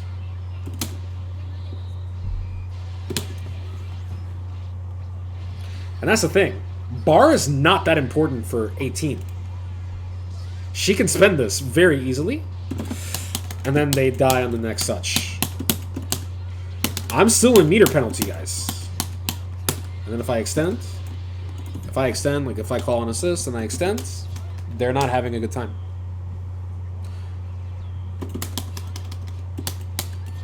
They're not having a good time. So if I, let's say I do level 3, let's see what I can get in meter penalty.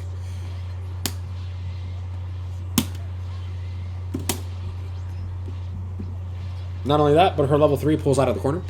So you get your left or right no matter what. If I cross up,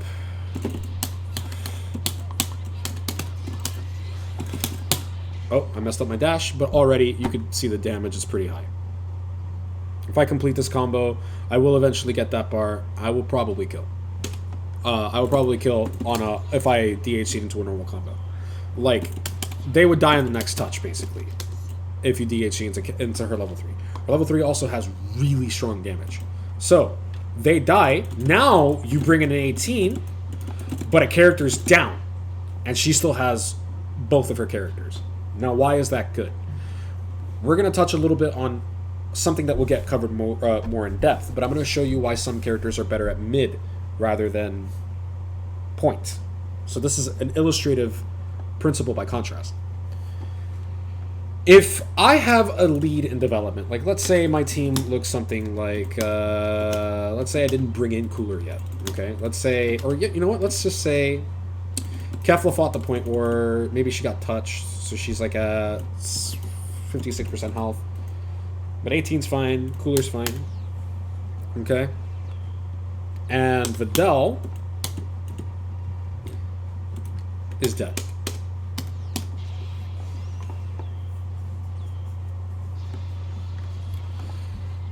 I have a lead now, which means there's no reason for me to come forward. I can stay here and I can zone. I'm very hard to approach. I can zone. Well, not like that. I can zone. I have my assists. I'm very hard to come in. I have a full screen assist. This is not a great situation for this team. Now, what's really cool is, more importantly, there is no development here. If I stop their development, he's going to want to come in. He's going to need to come in. It is very important for him to come in and attack, run his game plan on 18, because he's got to catch up. He's got to make up for that deficit. He's got to make sure that he can put a character away. And because of that, I know in neutral that if my opponent is high level, my opponent's not sleeping, my opponent's not dumb, they know that they need to get in. And that is when 18 becomes really fucking dumb, because she could just do this. Or she could just do this.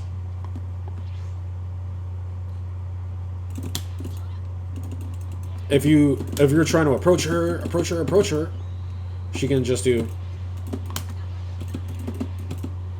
Oop, didn't mean to have them cross up.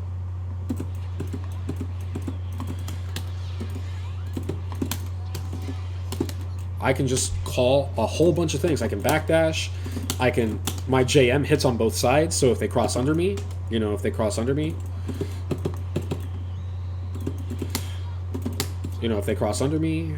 see.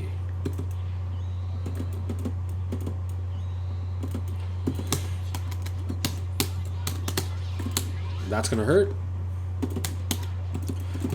And more importantly, this is really good, because this can start offense. This is really dumb. And if they get caught by an assist, like if you're jumping back and you go, and they block the assist, you run your offense. And now it's your turn. And now you're in 18's strongest position. No neutral required. Because she does not need to play the game. If she has zoning capabilities, she will zone you out. She could do something like this. She could do call and assist, and then do that. See what you do. Bait the super dash. If she gets a 2H, she gets big damage. So already, her development, because she has such good meter gain and she uses assists so well, she doesn't have to worry so much about neutral now, because she doesn't have to worry about getting in. She has to worry so much about assists. So her assists now are getting saved for her combos. She's building meter just by moving forward and dashing back. And if she activates barrier and you touch the barrier, she gains meter for it, and then she will begin to kill you.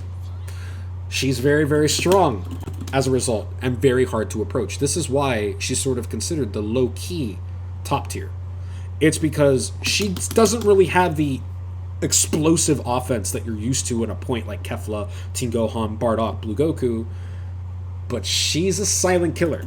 She is like an assassin. She will strangle you when you least expect it. And that is why, if you are playing Kaiden's team, the most important character to kill is 18. Because if you don't have a lead in development, and you lose the life lead, or you have a character deficit, like if your character is gone, 18 is going to make your life a living fucking hell. Especially with the DP assist. Now, what makes her such an important point? Or what makes her so lacking as a point? Why does she suddenly become so strong? It's because your priorities shift when you transition from the point war to the mid game. Because in the point war, your point is to develop your team. Once development is over, once one of you has developed your team, one of you is going to be in an advantageous position, and the other one's going to be in a disadvantageous position. The mid game is all about navigating that position to secure a victory, or navigating that position to secure a comeback. Which means, in order for you to come back from this position, you need to aggress. You can't just sit here. You can't just... That's when characters like Frieza, high dimensional, I hope you're enjoying this. That's when characters like Frieza become ridiculously fucking powerful. And it doesn't matter if they have chip damage or not, because they don't need to approach you. Frieza had just come in, probably through a level 3, after Team Gohan level 1, which is 9-10. It's going to do a fuck ton of damage. Your team is dead or bleeding or crippled. And now Frieza never has to approach you. Frieza has gotten such a lead. He's come out. He has bar. He can EX slap multiple times. He can zone you multiple times. He will continue to build bar as long as you let him sit there. And he's got good pressure, which means that if you come near him, he can call a defensive assist, take his turn. He doesn't need his assists. He doesn't need a fitty-fitty. He's got insane pressure. He will crack you. So he's not worried. Frieza, if you let him get away with it, he's chilling. That's why so many of you have trouble against Dimensional's team. It's not always because Dimensional's better than you, although he is. It's because you guys lost the point war. And because you lost the point war, you entered a mid-game where he and his team now have an extreme advantage, and you guys don't know how to navigate that. If you know how to navigate that, Blazy Broly, if you don't know how to navigate a mid-game with Frieza, he's going to run you over. He doesn't have to be better than you, because he won. He just has to transition and choke you until your team is gone. And then once your team is gone, that's when you can begin to become a bit more aggressive. So, some characters' toolkits actually benefit more in the mid-game than they do in the point war. But I feel like too many people assess a character's ability to play on point. Like, they're like, oh man, where's my lariat? Where's my blah, blah, blah? And it's like, lariats are cool, but lariats are tools to get in. And the reason why is because this is a low lariat. This is a broken lariat, you know? Look at this. Look at this thing. And if I'm right here, it's a disjointed hitbox. Like, if Adult Gohan mashes here, he dies. See? So, and not only that, it hits low, but it doesn't matter, because I can't press my advantage. If he decides not to block, he could just jump away, and I would have to catch him. However, if I do this, neutral's mine. That's why it is so important. Oh, awesome. I'm glad.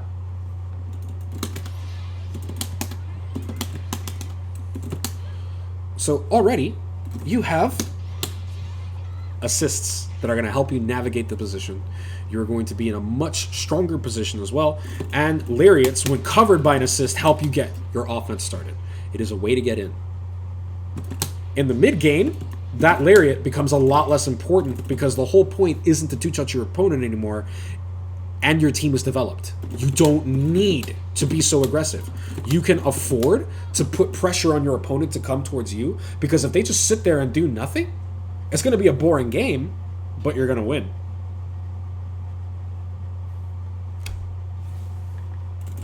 So that's why some characters work better mid or third in Kaiden's team's case.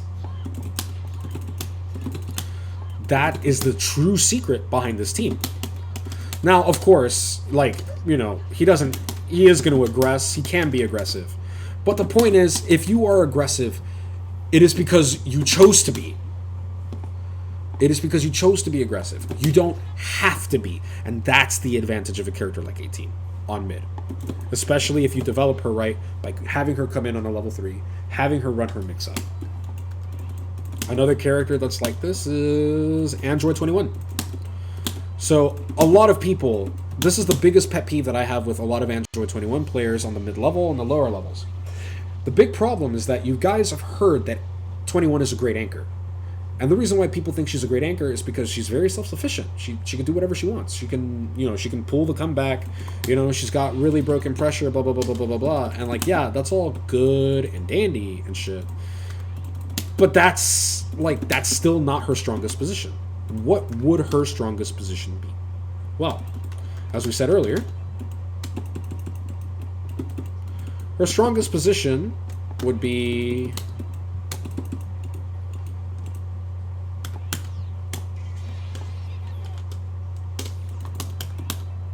If I did...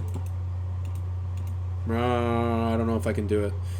Wait. I think it pulls out of the corner. Does it pull out of the corner? I'm not sure. Let's find out, chat. Even though I have no idea how to do this. Not mid. She's fine on anchor.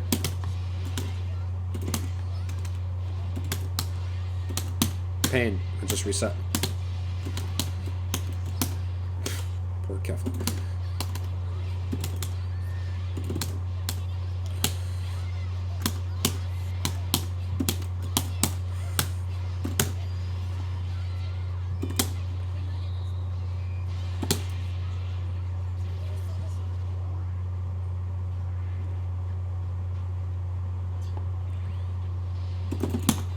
Oh, yeah, nope, didn't pull out of the corner. I'm not really sure how to pull out of the corner there. But, point being, you could do that. If they guess wrong, they die.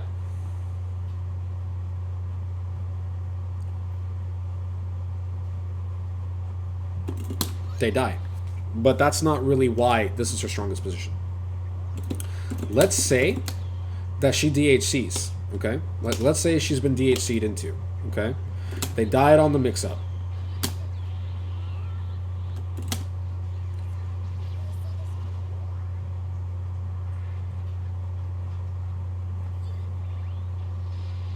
This is her strongest position right here.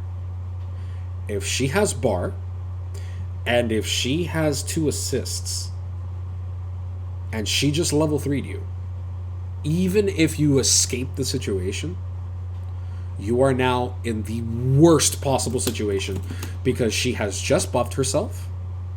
She has amazing neutral tools. And look at her. She doesn't move forward. She kind of sucks at moving forward. This doesn't reach very far. But now, she doesn't need to. She doesn't need to. If she has other steals, similar thing. If she gets sticky grab, oh, good luck approaching her. Oh my god. If she has teleport, you're getting schmixed.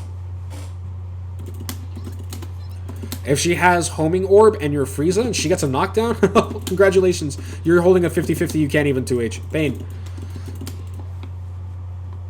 She becomes so much more monstrously strong. And of course she has access to this.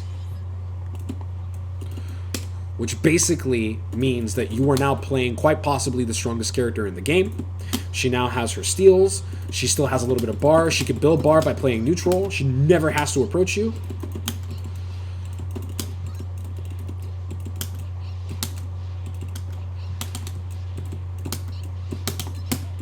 You know?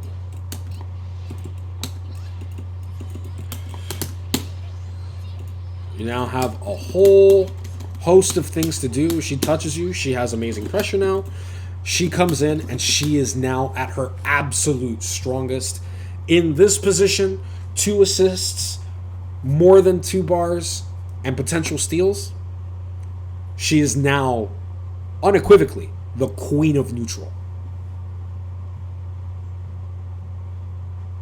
You cannot approach this character unless she wants to be approached, but you also cannot afford to sit there. So now you actually have to sit here and calculate whether or not you can afford to take the risk to even get close to her.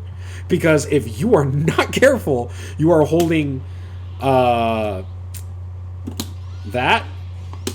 You are holding that, and she's going to be plus 20 without an assist. You are holding dumb mix-ups and dumb pressure. You are holding her steals, potentially, and she can kill you off of those. And what's really scary is, just like before, if you raw tag,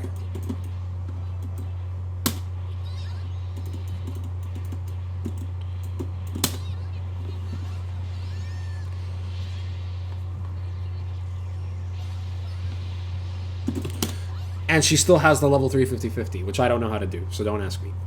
But she does have the level 3 50-50 off that. You die on the next touch. And then, if she runs out of bar, like let's say she runs out of bar,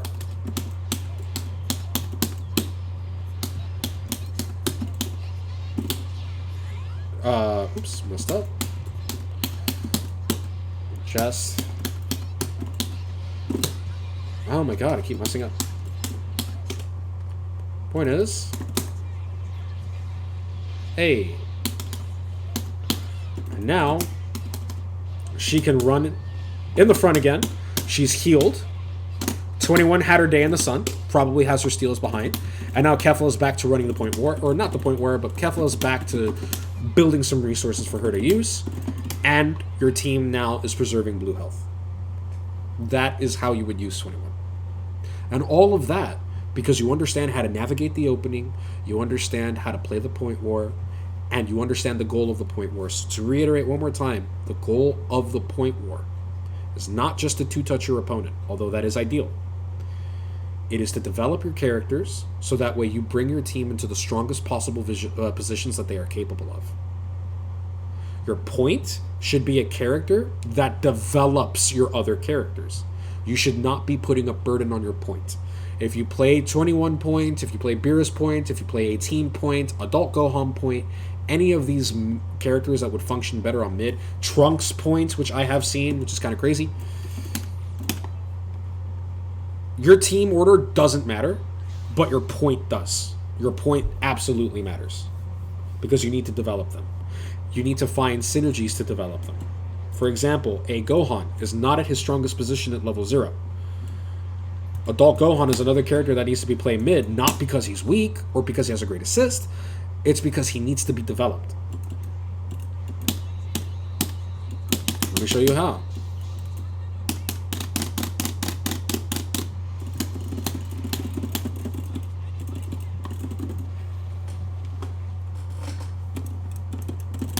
Hit is another character that belongs on mid because he needs to be developed. So let's say I do this.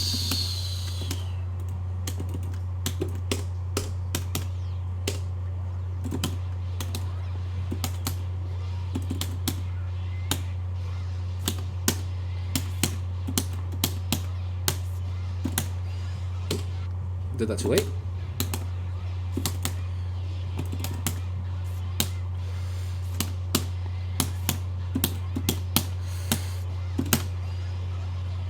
Oop, I messed up. I did the wrong super. My bad. Sorry, chat. I'm really bad at this. Please forgive me.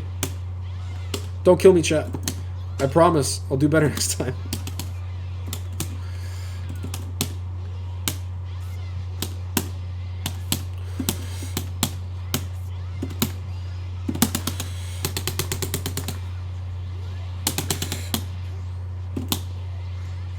Hey.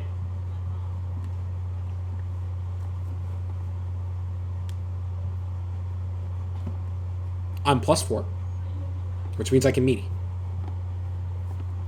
If they up-tech, I can do this. This is an anti-air, like 2H.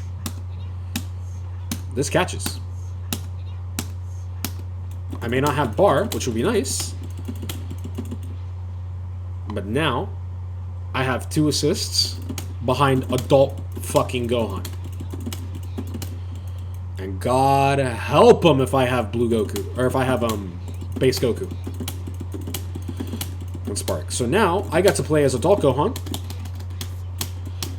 I got to play as Adult Gohan, who does insane damage, 2-touch machine, and what's even better is he is one of the most broken characters on block, especially leveled up. Not like that, because he can just do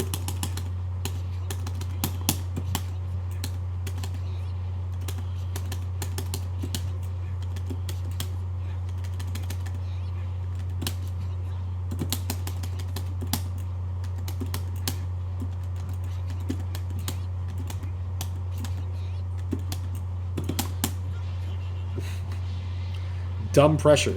And just so you guys see how dumb this pressure is, for those of you that don't play Adult Gohan,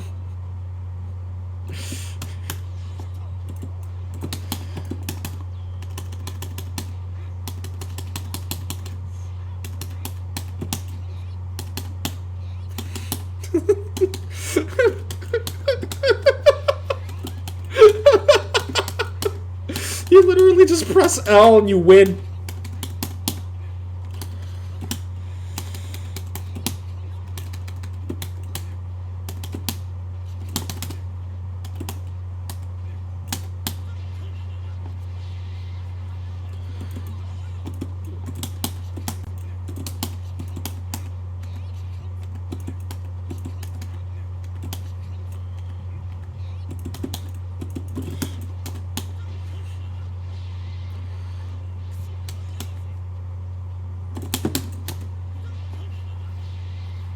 Dumb.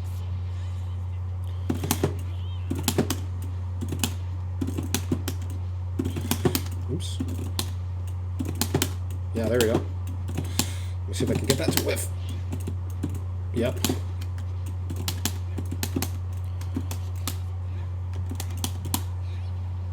This character is really stupid. Oh, by the way, look at this frame data. Yeah, you're right. You're reading that right. That's 0 on block. Minus 25L.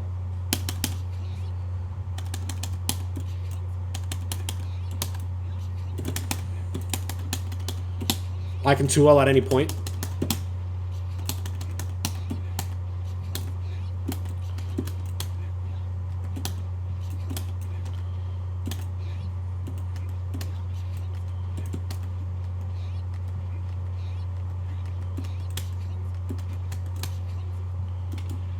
Play him. Oops. And all of that comes from him being leveled up. If you can develop Adult Gohan, he becomes easily one of the dumbest characters in the game. I'm about to turn off.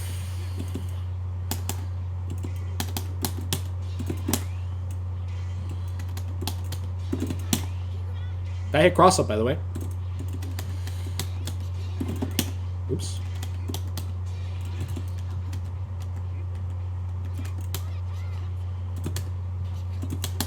Chip damage doesn't kill in this game, but yeah. But there you go. Now you have an example of how the Point War succeeds, how important it is to develop your characters, how important it is to develop your team. Now, guys, we're gonna wrap this up with just a few minutes. Give it about 20 minutes or so. And we're gonna do one of my favorite parts of every fucking eval night, guys. I am so excited for this.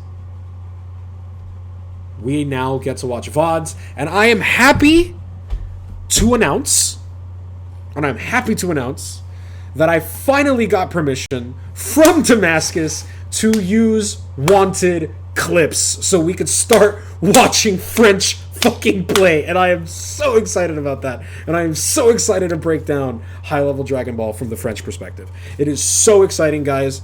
I hope you're ready to see some really, really, really fun shit, and I hope you're ready to see exactly who ran the season, and I can finally stop seeing Cap like they're not very good. So now we're going to have a great time. Let me go ahead and set up my VODs. Things are going to look weird for a moment, guys, because window capture is weird like this. I don't know. I have to constantly do this every time. Should probably do this before the stream. I'm still learning how to stream, guys. By the way, now that I have finished that masterclass, thank you guys so much for joining me. I really, really want to say I appreciate it, everybody. Thank you so much to Yasha. Shout out to Yasha. Guys, please go watch and sub to him. He is a great player. He just won the Red Bull tournament. Fucking beast. He actually won with his broken-ass team, and I love it. I love watching people get Genki Dama to death, and I'm saying that with no cap. Please go watch Yasha if you want to see some high-level Dragon Ball. And more importantly, if you guys are interested and you guys like what you see here, please consider subscribing. It really helps the channel. You get access to this wonderful Discord where me and my co-host, who's French, Star, we basically gather around, we play French players, we talk about stuff, and we actually help you guys out. And you guys can contact us there. It's really, really, really fun.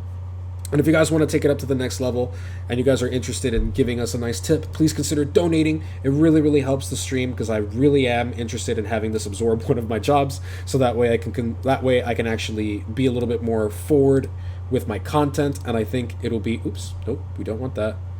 That way I think we can actually have a good time, and I really, really want to be able to do this for I really want to be able to do this at least part-time without having to worry about a job. So, is there anywhere you can watch me play? No, I am not a top player. However, Star is. I don't know where you could watch him play, though, but you can check out VODs where all of us have fought Kasuga. You can watch First to 10 with Star and Yasha from a couple of weeks ago. There are definitely some options that you have to watch really, really high-level play.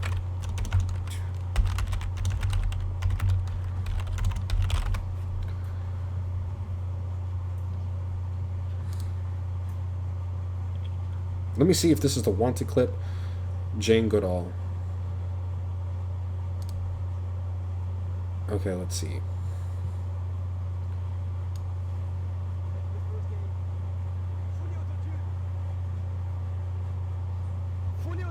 But yeah.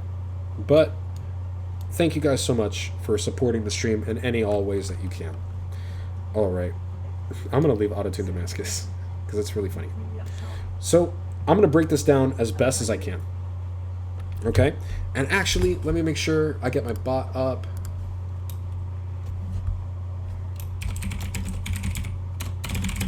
Also, guys, I forgot to mention, please don't forget that Wanted does start earlier tomorrow. It starts at 12 p.m. Eastern Standard Time, I believe, or 12:30. So make sure that you follow Damascus on Twitch and you guys watch Wanted live. Go ahead and show him some support, guys. I'm going to end up having my bot spam his links down below, so definitely keep an eye out for those.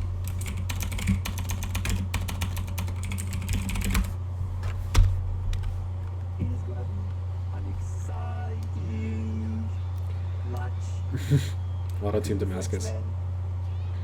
So, right off the bat, you have two teams that we've talked about today, and you get to see how they're going to interact to the point where, because they have very, very strong points, and each of them have to develop their characters. So let's keep track of what's going to happen.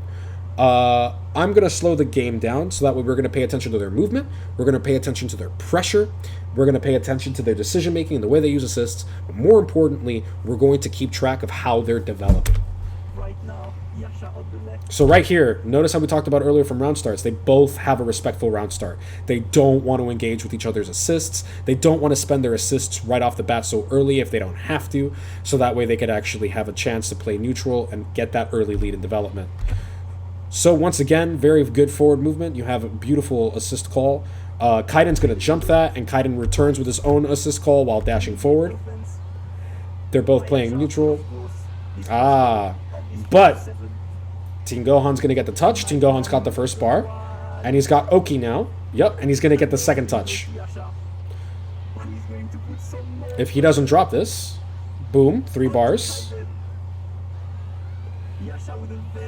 So right here, he actually could theoretically DHC into one of these, but it's better if he doesn't, because he's going to want that 4th or even 5th bar, so that way he can do one of two things.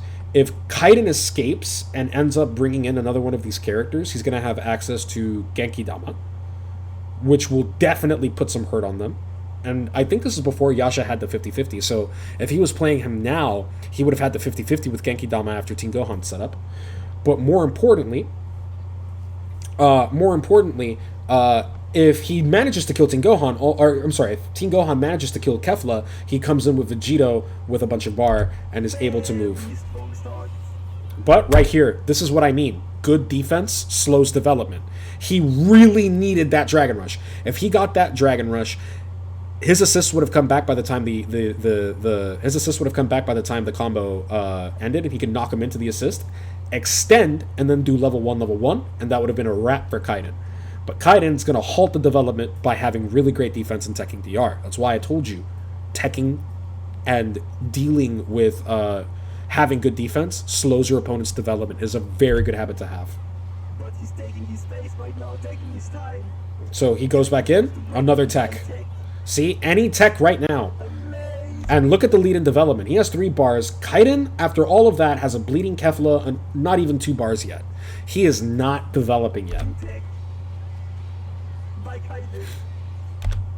Very nice. So at this point, he realizes. So you might be wondering, how was he so ready for that? Was he? Because notice how he's advancing, but advancing very carefully and not really advancing in a way that puts him in a risky situation. And notice how he's retreating as well and respecting the assists and giving Kaiden his space. The raw tag, he was ready. The moment he saw the raw tag, he knew that was going to hit. And the reason why is because he was paying attention. He knew that he had the lead in development. He knew that Kefla was bleeding, and it's not optimal to let Kefla die. You don't want that. So he knew that Kaiden would end up trying to do something and escape, and he was ready for whatever he wanted to do and appropriately reacted. And now he's going to bring back Kefla because he knows he doesn't want to give him that lead in development. However, he did spend a bar. Very good defensive movement. So right here, any one of these movements So right here, that dash forward, he could have gotten hit by the assist, and Team Gohan could have converted. He could have gotten hit by the overhead here, but nothing. He came out, and he ends up jumping way before Yasha even decides to press a button. So Kaiden is using his evasive movement to stall his development as long as possible and find an opportunity to get an opening. Now that he has an opening, yep. Kaiden tries to 2H, but too late. Now, it's Kefla's turn. This is a true point war where you're seeing a back and forth of them trying to deny each other's game plan. They may not even be fully consciously aware that this is what's happening, but that is the flow of most high-level games. And what do you know? He gets the development. The point war is over. Because Kaiden, despite having a bleeding Kefla, he's going to get the 4th bar. And now he gets the lead in development. His 18 comes out stronger, and his Team Gohan is now bleeding. If he guesses wrong, Team Gohan dies. Good challenge. Good challenge. Now it's time to put the hurt. The point war is basically over. Because now both characters are more or less developed. But Yasha really needs the touch to get Team Gohan out of here, or he has to start risking a raw tag. But he's going to get an air-to-air, doesn't get Team Gohan out of there in time. The point war is definitely over. That's death. That's death. And look at that. Yasha had control over the point war, but it wasn't over until Kaiden finished developing. The moment Kaiden finished developing, Team Gohan was bleeding. Team Gohan needed to get out of there. It was risky for Team Gohan to press his advantage. He had 5 bars and nothing to do with it. So now, sure, Vegito does come in and he has 5 bars. That's a situation that Kaiden's going to have to deal with. But Kaiden still has a neutral assist and barrier. He can come into any of these characters at any point. He has very high DHC damage. And of course, he lost access to his character that can go into Genki Dama anywhere on the screen. So now he has to do setups to set up Genki Dama. And more importantly, Vegito only has 1 assist. So Vegito can only use an assist in neutral or use an assist in pressure. He kind of has to choose now. And he has to be very careful where he decides to use it. Yes, his neutral is significantly better, but this situation is not the same situation that would have been created if Team Gohan managed to DHC. Right off the bat, you are seeing the importance of health management. Yasha blundered his health management, which is why he lost in Gohan. Granted, it's hard to call it a blunder because he didn't really want to raw tag and risk it. But, you know, sometimes you gotta risk it for the biscuit.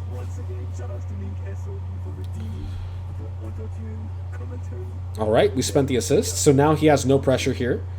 Oh, but he's gonna bite on the Vegito reset. Very, very nice. Yasha's gonna put the hurt on. Oh, but Yasha drops it! And that is another way, guys. Blunders is another way to fuck over your own development. You must be precise with your combos. I fuck them up, you fuck them up, we all fuck them up. But you need to be precise with your combos because you can blunder a lead or you can blunder a situation because he could have so easily put some big hurt on Cooler here.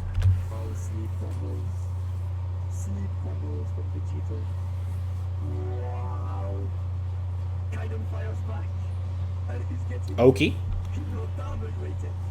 Respectful. But notice how Kaiden doesn't really need to come forward. He wants to because he wants to put bigger distance between Vegito and him. Because honestly, anything can go wrong. If she even gets sneezed on, he loses the lead. But she's technically in her strongest position right now.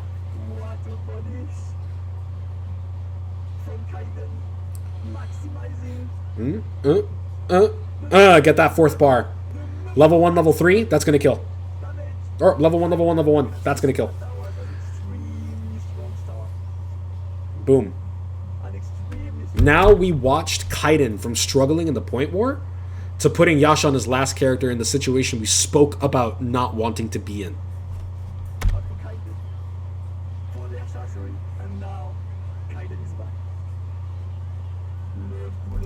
Look how much harder it is for him to get in. Especially, okay, he gets in. But it's so much. He has to work so hard, and anytime he approaches, he has to be careful that he doesn't hit or get hit by barrier. I'm forgetting number. One touchy. The top tier, great one.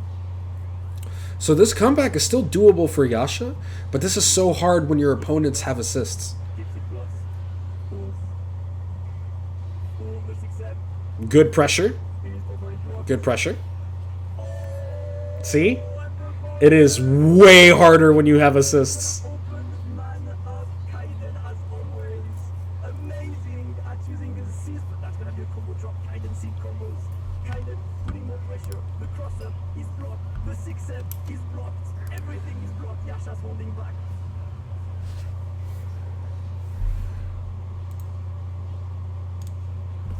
And got some more trying to beam. He's free, trying to beam a lot. He's Give me trying to 1 get second, guys. I will be right back. activation. There is a low set, and that's gonna be the conversion for Yasha.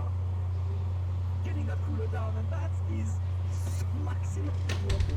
This is super doable for Yasha there. All right. Sorry about that. Waiting. That's gonna be the kill. That's gonna be the kill. What's happening? Oh, Kefla's dumb. Yep.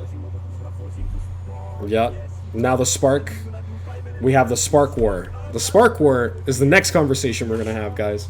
In a couple of weeks, I will be doing something on the spark war. I may even do that with Star, actually. That's a golden opportunity for Yasha to come So Yasha is already making a comeback with excellent play and clean play, with the super dash. but gonna get hit by super dash into SKD, into level 3, He's gonna be on there. and now Yasha's in a mix-up situation with no spark. He has to guess right, and he guesses wrong and tried to EX counter and gets hit meaty, or tries to press buttons. As much as he can, and Kaiden gets game number 1. Let's go. Yeah. So tomorrow, guys, on the tomorrow, in our I hope you guys enjoyed. so tomorrow, guys, it's very important. The auto-tune commentator. I want to see you guys navigate the point war. I want to see some thoughts. I want to see what you guys seriously think about it. Think about your team. Think about how you want to play the point war. Think about how you can develop your characters, because I want to see more character development. I want to see you guys develop your characters. I want to see you bring your characters in. I want to see you optimize. I want to see who has the best understanding of the point war tomorrow against an Angel trainee. So I hope you guys will join me for tomorrow. Yo, I don't know how much you spent on that, but it was money well spent. That was fully worth it. Everyone counted like 3 Pain. things on there, like, hey, So, I'm going to mute the commentary for now, if that's okay with you guys. So that way you guys actually have a reason to go watch them, because their commentary is honestly the bigger reason to watch them. Not just the amazing French play, but honestly, Damascus is so good at commentary, guys. Please don't forget to follow him. Okay, once again, you have a developmental lead. Yasha takes the lead in neutral and whatnot, tries to put some pressure to crack, but ends up not getting hit. Worst part is that Kaiden could have converted that 6M with Cooler. But he's going to get the 6H instead. Ooh, so right now, Kaiden gets the lead in development. Now it's not quite over. Point war is not quite over. Good reflect and good defensive option on Yasha, using his movement to kind of get around, picking up the pace. So that way, notice how the pace kind of slows down. Now they're picking up the pace just to see who can win. Kefla ending her turn early because Kefla doesn't have an assist coming back up yet, and she doesn't want to press her luck, because she doesn't want to risk getting mashed on by Team Gohan and giving him development. Ooh, right here.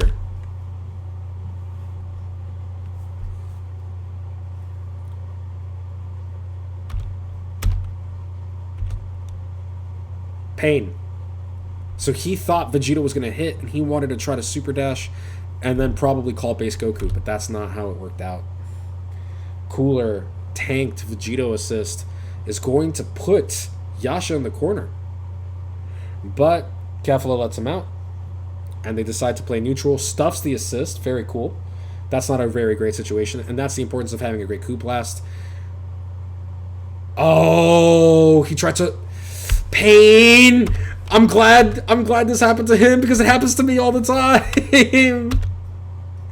So basically Kaiden's going to go for the cross up here. But in going for the cross up, Yasha is trying to raw tag. So because of the cross up, he ends up, instead of holding down back and then assist to raw tag, he ends up holding forward, which causes a guard cancel into Vegito. That is pain. Oh, okay. That was fucky. What the hell was that? Yup, he tries to do something and ends up getting super dashed. Kaiden being a little bit of a crackhead. Development is over. He still has a full stick of celery. Yasha's dead. Yasha now has a Vegeta with 3 bars. Kefla is kind of back to square one, but now she has a character lead. So now she gets to keep playing and keep trying to develop, and now her development is way more fucking dangerous, and there's also less stress to kind of get her out. So if he wants to raw tag, it's actually not that big of a deal anymore because they're no longer equal. Barrier. Yup. That's going to be a really, really bad situation for Yasha.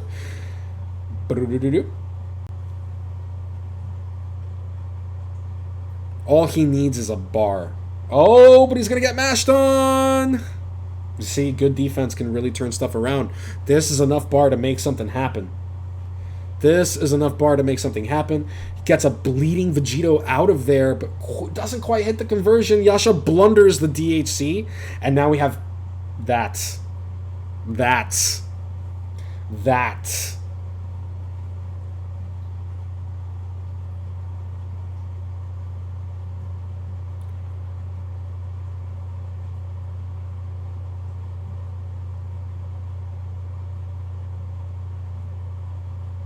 Mm-hmm.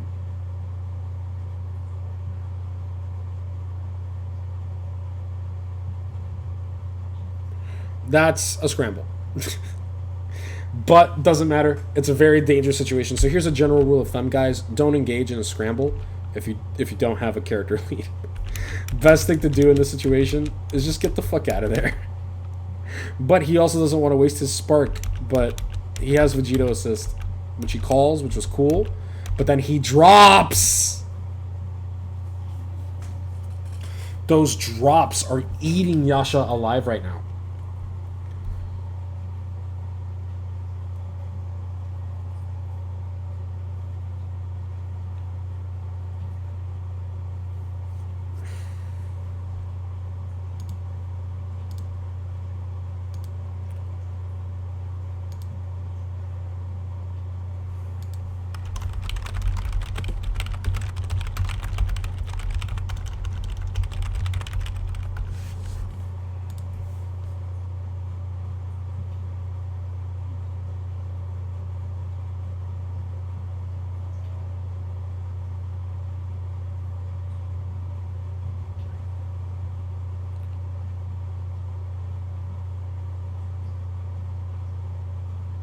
Mm-hmm.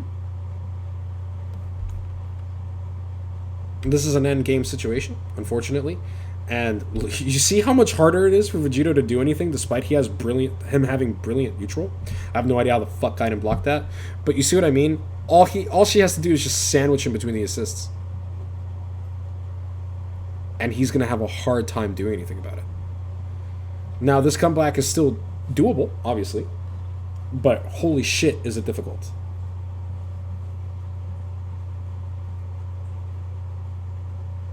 Pain. Alright. We could watch the rest of this match, but we're not really getting the point where it's not why we're here. Kaiden wins. Cool.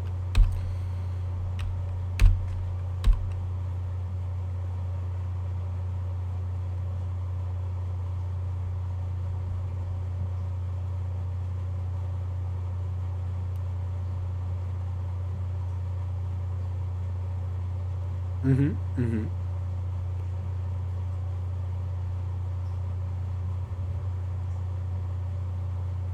Once again, Kaiden gets the completely early lead in development. Let's watch that round start one more time. Another ID back. Good super dash. Well, actually, that super dash was a little bit risky, but Yasha wasn't ready for it.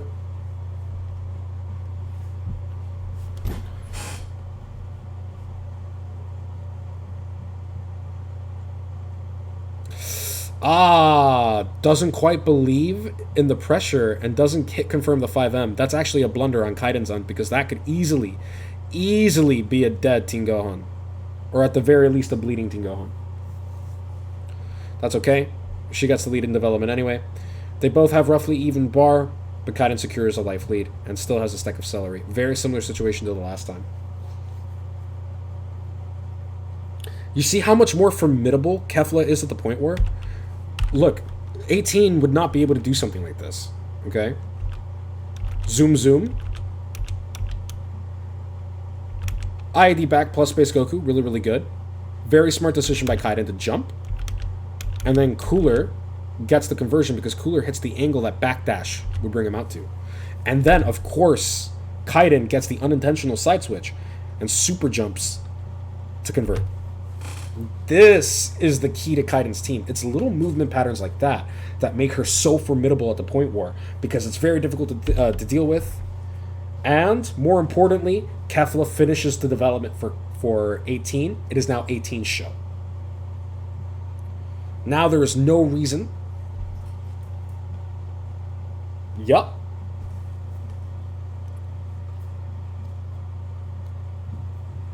Oh, that's true. Cooler does put in a lot of work because Cooler Assist is kind of dumb. But I agree. I agree. Oh, also hi, Kasuga.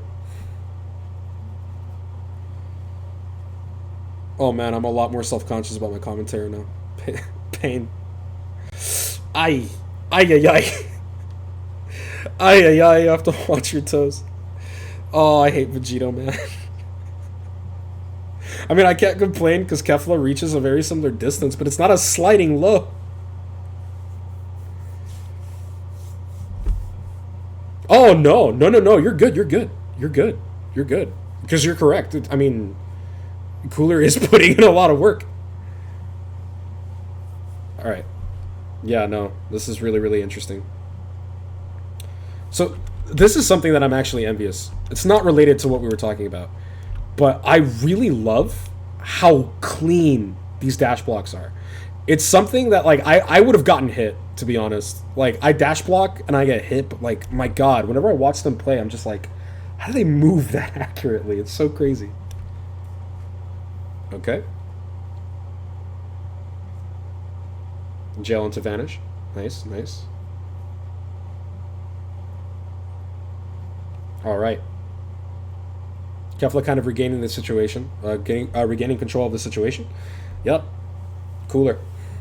Fair and balanced assist. Yeah, we should. I would love to. Let's do it.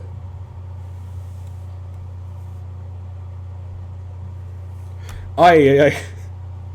But you see, this is an example of what I mean right here. Because you're gonna kind of start seeing it because Yasha's particularly good at this. And Yasha's team is particularly strong at this, guys. And this is the most important thing. Winning the point war is extremely important, but you can still lose the match. Especially when they play very, very strong support characters that do a lot of damage like that. But right here, just like before, you slow down your opponent's development with raw tag. Raw tag is dumb in this game. And raw tag is a very, very good way. Like if this happened in the point war, that would have completely slowed down Yasha's development. Yasha would have lost the opportunity to combo, or worse, it would have gotten hit. Like this is the worst case scenario. And that's why raw tag is such a good defensive mechanic, but probably a little too strong, in my personal opinion. It's a little dumb. What happened here?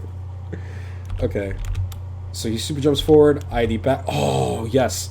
So this is a movement pattern that I've seen a lot of the French players do, but mostly I've seen it from Kaiden and Kasuga, where they ID back, wait for the opponent to be like right here, they dash forward and then super jump rising button to catch them off guard because they're not ready for their opponent to be that close to them.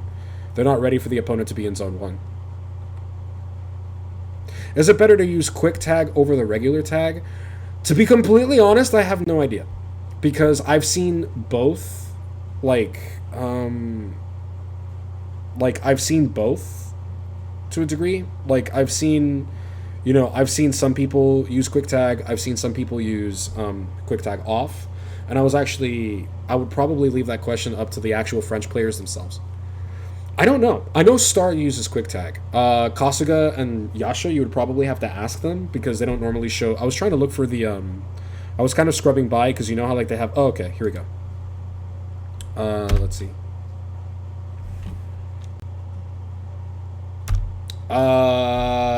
They have quick tag off. They have quick tag off, and Kaiden has the dash macro off. Yo, you're crazy. Yo, let's go. If he does a moon jump, that shit's manual. Yeah, so they're doing without quick tag. Or I think they're just holding. They're probably just holding the tag button. I'm sorry, the assist button. Alright, let's go back to the beginning. This match was mostly over.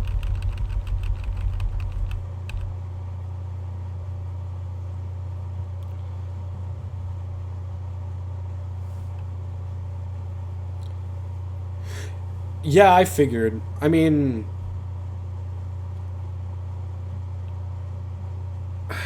you guys incorporate. I noticed that, like, okay, off topic. I'm sorry, guys.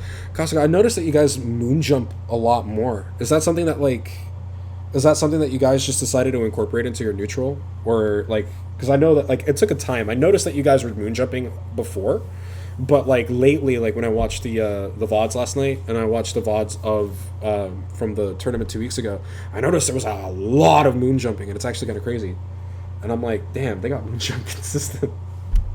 So I was wondering, that's the movement pattern that I don't fully understand.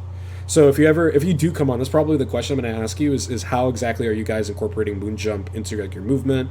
Like, what are your goals with it? Are you just trying to create distance? Or are you trying to, like, close distance really fast? Like, it's something that I kind of want to incorporate and figure out more, but I suck at moon jumping, and I'll probably just get level 1 more often than not.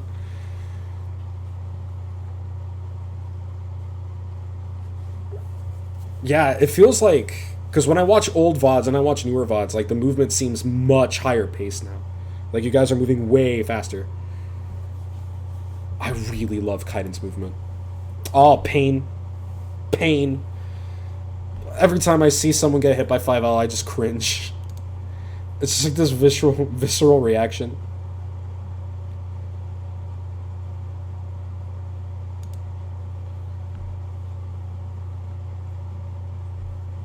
Pain. Mid-screen Goku Black level 3 Oki. Yeah.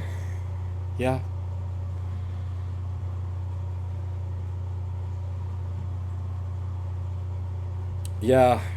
I knew about the punish zoning, but yeah, I guess it's sort of, it seems like it's a much better, like, you're using it the same way you guys would use, like, a dash jump, but, like, it's so much better because you close distance a lot quicker, so you're probably more of a threat. And by the way, never ever count anyone out for the count. There you go. I mean, Kaiden still has Spark, but I mean, this Vegito had a dream. This Vegito had a dream for a second. This Vegito had dreams. He said, what if? He said, what if?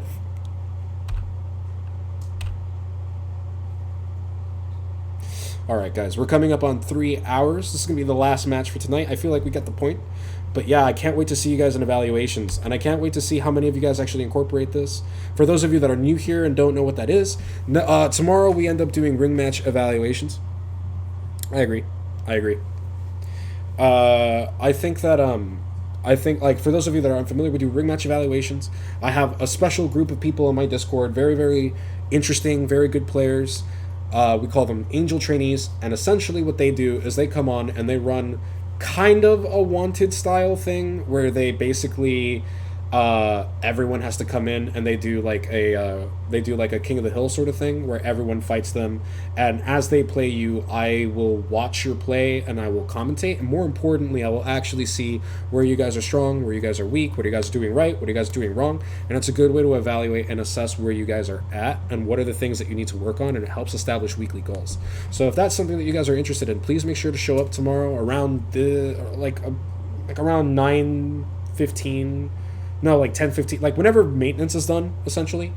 Feel free to pop in. There is a passcode, and you guys are welcome to join in, and you guys are welcome to fight our angel trainees and get evaluated. So definitely a lot of fun. And we normally do those after master classes because I want to see who incorporated. It's basically like a pop quiz, almost. Did I already play this? I think I already saw this match. This is like deja vu. Yeah, I did. Okay. We're going to watch a new match.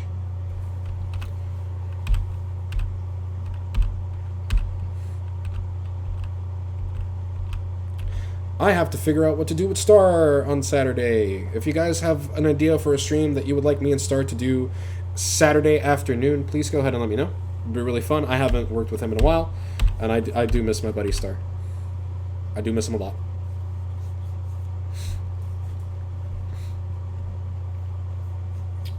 Also, like, it's weird because I still watch them play. It's crazy how much everyone improved over the course of a year. Oh!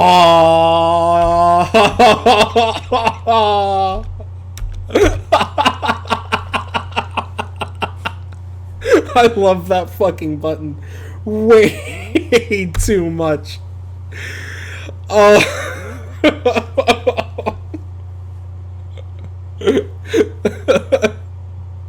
Very good tech from Kasuga. I'm sorry, not Kasuga. Yasha. Very good tech. And also, see, great defense, ends up getting them out of there, and ends up developing early. Not quite a DHC, but that's okay. You get an early lead in development. Vegito still gets bar. Hardly in a bad position for Yasha right now. Yasha now, Yasha now in a really good position to sort of take control over the match and hamper 18's development, because 18 was brought in to preserve blue health from Kefla, not quite at her optimal position, and she kind of has to deal with this insane rushdown from Vegito. Not a fun position to be in, and this is a very difficult position that Kaiden now has to navigate. Does it with guard cancel, brings in cooler. Healthier character, good neutral assist, there you go. Yeah, for sure, man. Whenever you want. Hell, if you want to, we'll see what happens Saturday, sorry. If you're around Saturday, we could probably go ahead and review that set with Star.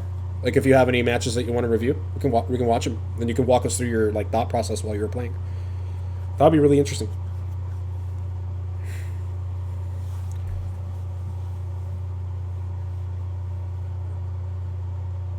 Whew.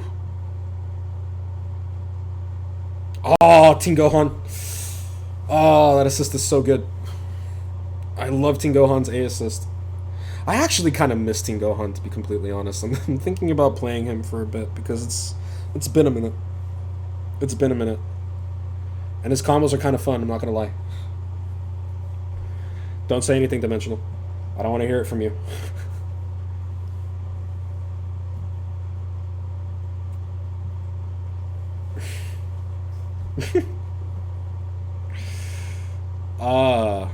I completely lost track of what was going on here. Alright. Okay. Point War is pretty much over, more or less. Both teams took a roundabout way to developing, but both teams managed to get momentum. But Kaiden managed to get momentum early on. Yasha being put into a world of hurt, that is a lot of damage. And, of course, getting 2 touched, more or less.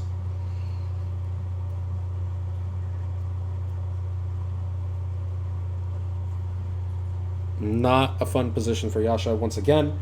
3 very healthy characters and base Goku with 7 bars and Spark. Still doable, hardly ideal. And you see, this is exactly what I mean, guys. And that's why health management... Oh, wait. Wait, hang on. I never thought of that. Wait a minute. Wait.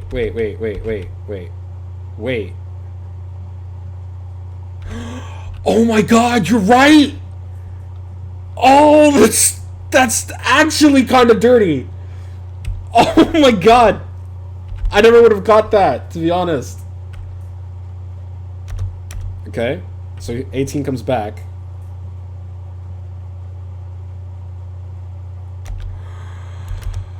He can't escape the corner. No. Oh no. Nightbot, please share Damascus's links. I'll just share them manually. My bot was supposed to share it, but my bot's not acting up lately.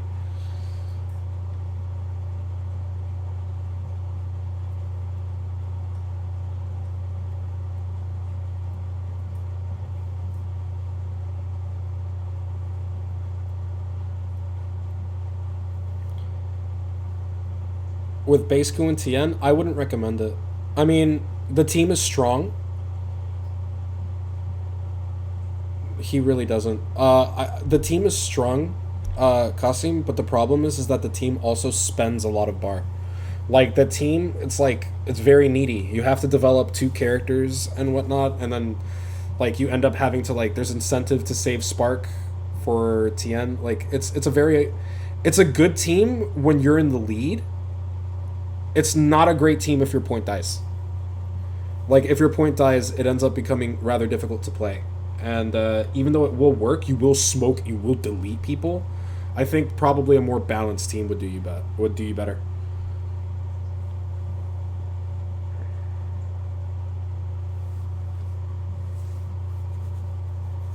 My god, Yasha's base Goku is actually really good.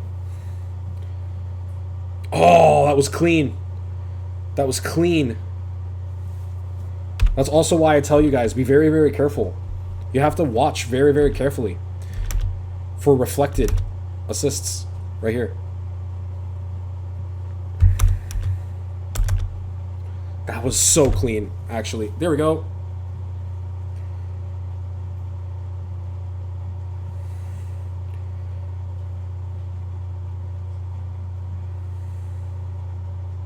Yay, Nightball, let's go.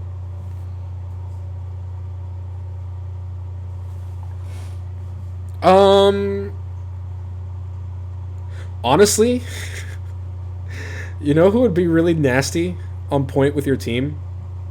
Team Gohan. Because Team Gohan builds a lot of bar. I mean, the only thing is, like, Team Gohan kind of needs assists to secure a knockdown. Otherwise, you end up spending a lot of bar, or just go for soft. But you can go for, like, soft knockdowns and stuff. So it's not that big of a deal. And then, like, 18 is kind of nasty for Team Gohan because Team Gohan's tiny. And they also can't guard cancel legs. Yeah. So, like, Team Gohan ends up building, like, a shit ton of bar. And then you just end up DHCing into either one of your characters' 50-50s. Yeah, he can play with Barrier. He actually likes Barrier to an extent. But even if he didn't like Barrier, he really, really, really likes 18B. He really likes 18B and he really likes 21A. So, like, you have a choice. He can play either or, though. Like, Barrier is really cool for him because a lot of people try to guard cancel legs. And if they guard cancel legs and he ends up doing, like, a Barrier call, he ends up, he can just 2M, 5M, 214L, Spark, they die. Anywhere on the screen with just 21. I could see if, hit me, I'm obviously going to end the stream now. I'll DM you, Kasuga. I'm going to see if I can have my buddy find something, because I have a friend that makes, like, really, really, really good 2-touches and TODs. Like, he's sort of, like, he's in the Team Gohan Discord. Some top players use his TODs from time to time. He's very optimal. He doesn't play much, he's not, like, you know, like a pro player or anything like that. He just labs a fuck ton. Exactly, Jack. And Jack will probably find something with your team, because your team is actually pretty nasty, and he really likes Team Gohan 21. And I think Team Gohan 18 would actually be kind of busted. So I'll take a look. But anyway, guys, that's going to be it for me. Thank you so much for joining me tonight. I hope you learned a lot. This was a lot of fun. I had a lot of fun writing this, and I feel like it really contextualizes a lot about the game that a lot of people may have a hard time kind of figuring out. But hopefully you guys had a good time. Once again, guys, thank you so much for joining me. Make sure you catch Wanted tomorrow. Kasuga, are you on Wanted tomorrow?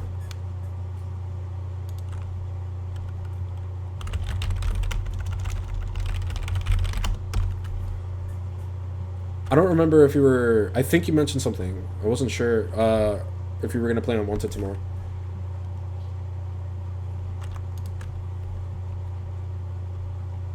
Well, awesome, guys. Go and catch and go ahead and catch Kasuga on Wanted tomorrow. Make sure you guys are there early. It's going to be earlier than normal, I believe. I believe it's 12 or 12:30 Eastern Standard Time. I'm not sure how the conversion works, but I'm pretty sure it's pretty sure it works.